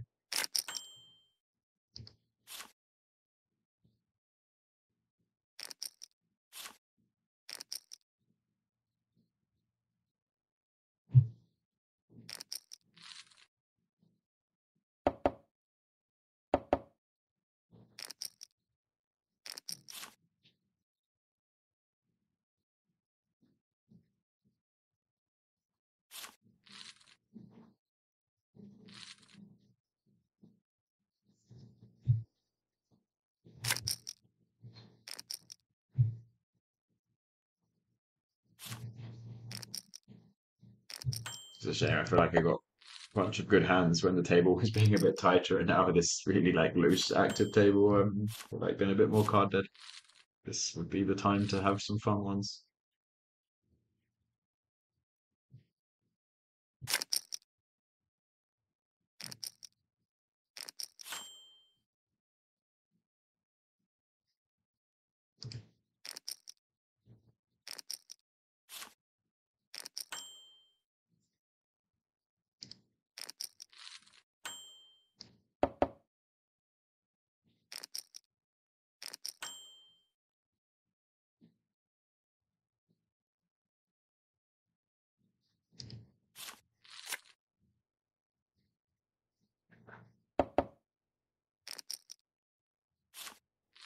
Uh, yeah, I wouldn't fold flop if it was just this person, but and then I wasn't sure. Like I almost shoved pre. It seems like so much to shove, but this person I thought had just been raising all the time. But they had shown down some decent hands, so I wasn't sure it was. I wasn't sure whether they were raising all the time. Um,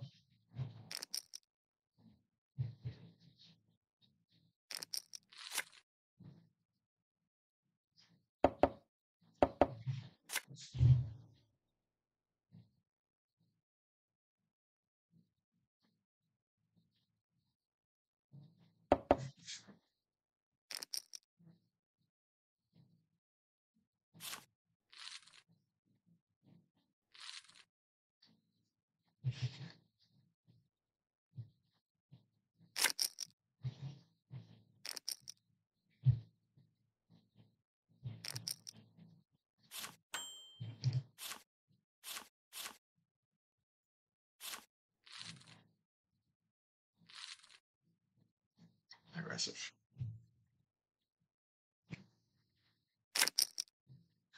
Yeah, let's 6-5 off.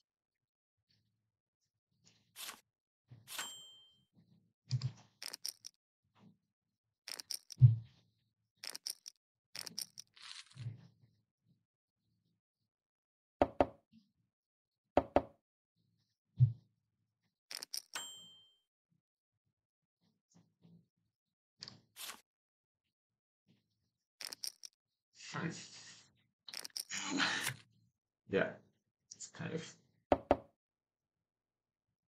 kind of cool, but I mean, I don't know.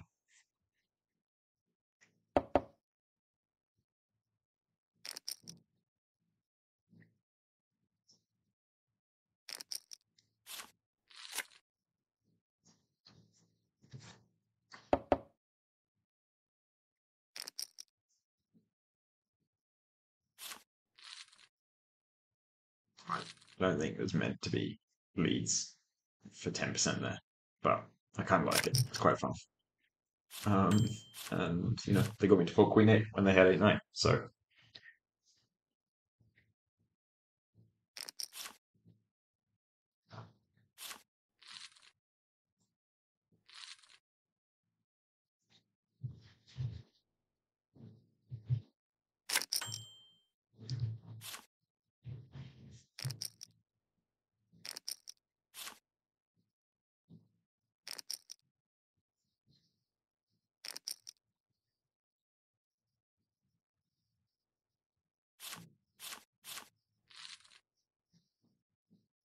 nice hand.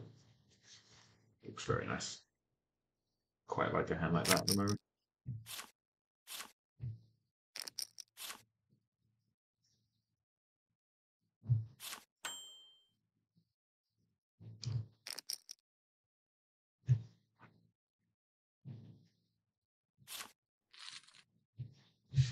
Got one instantly after asking. Wow, they folded ace queen off.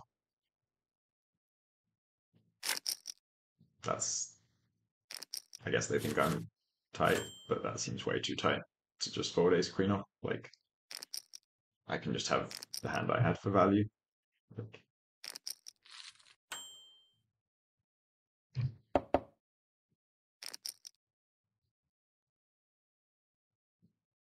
yeah, I mean, it's just button.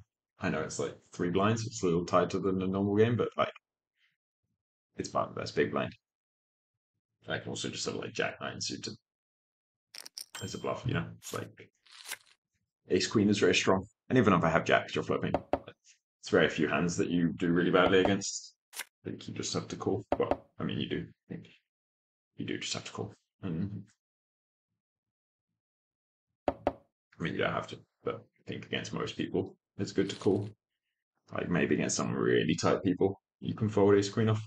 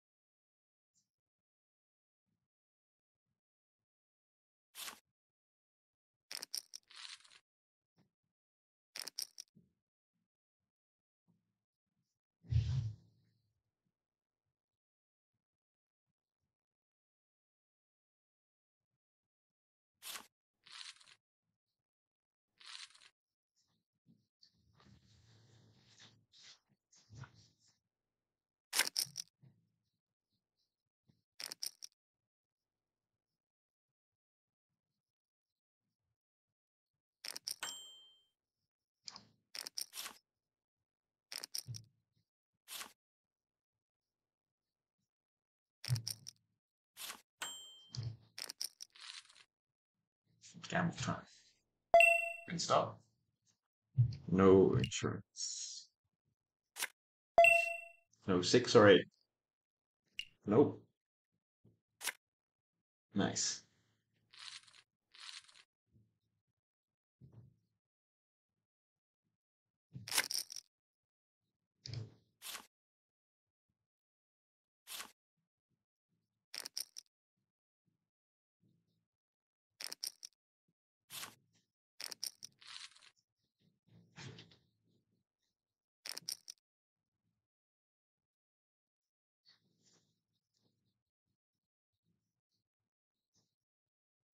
I think I'll play another 5 minutes and then hopefully we get some fun hands to end on, and then be back tomorrow.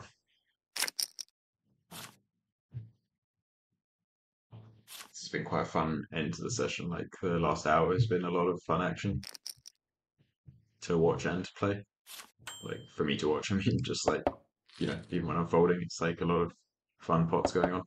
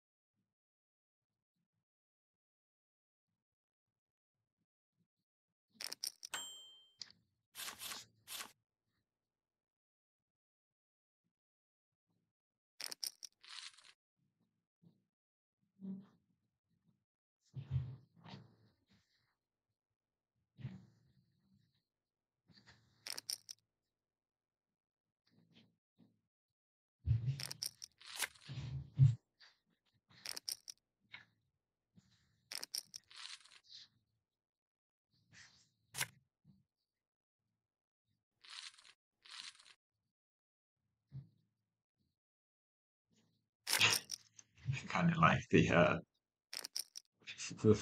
I know it's not, but it's like a little needle when you're all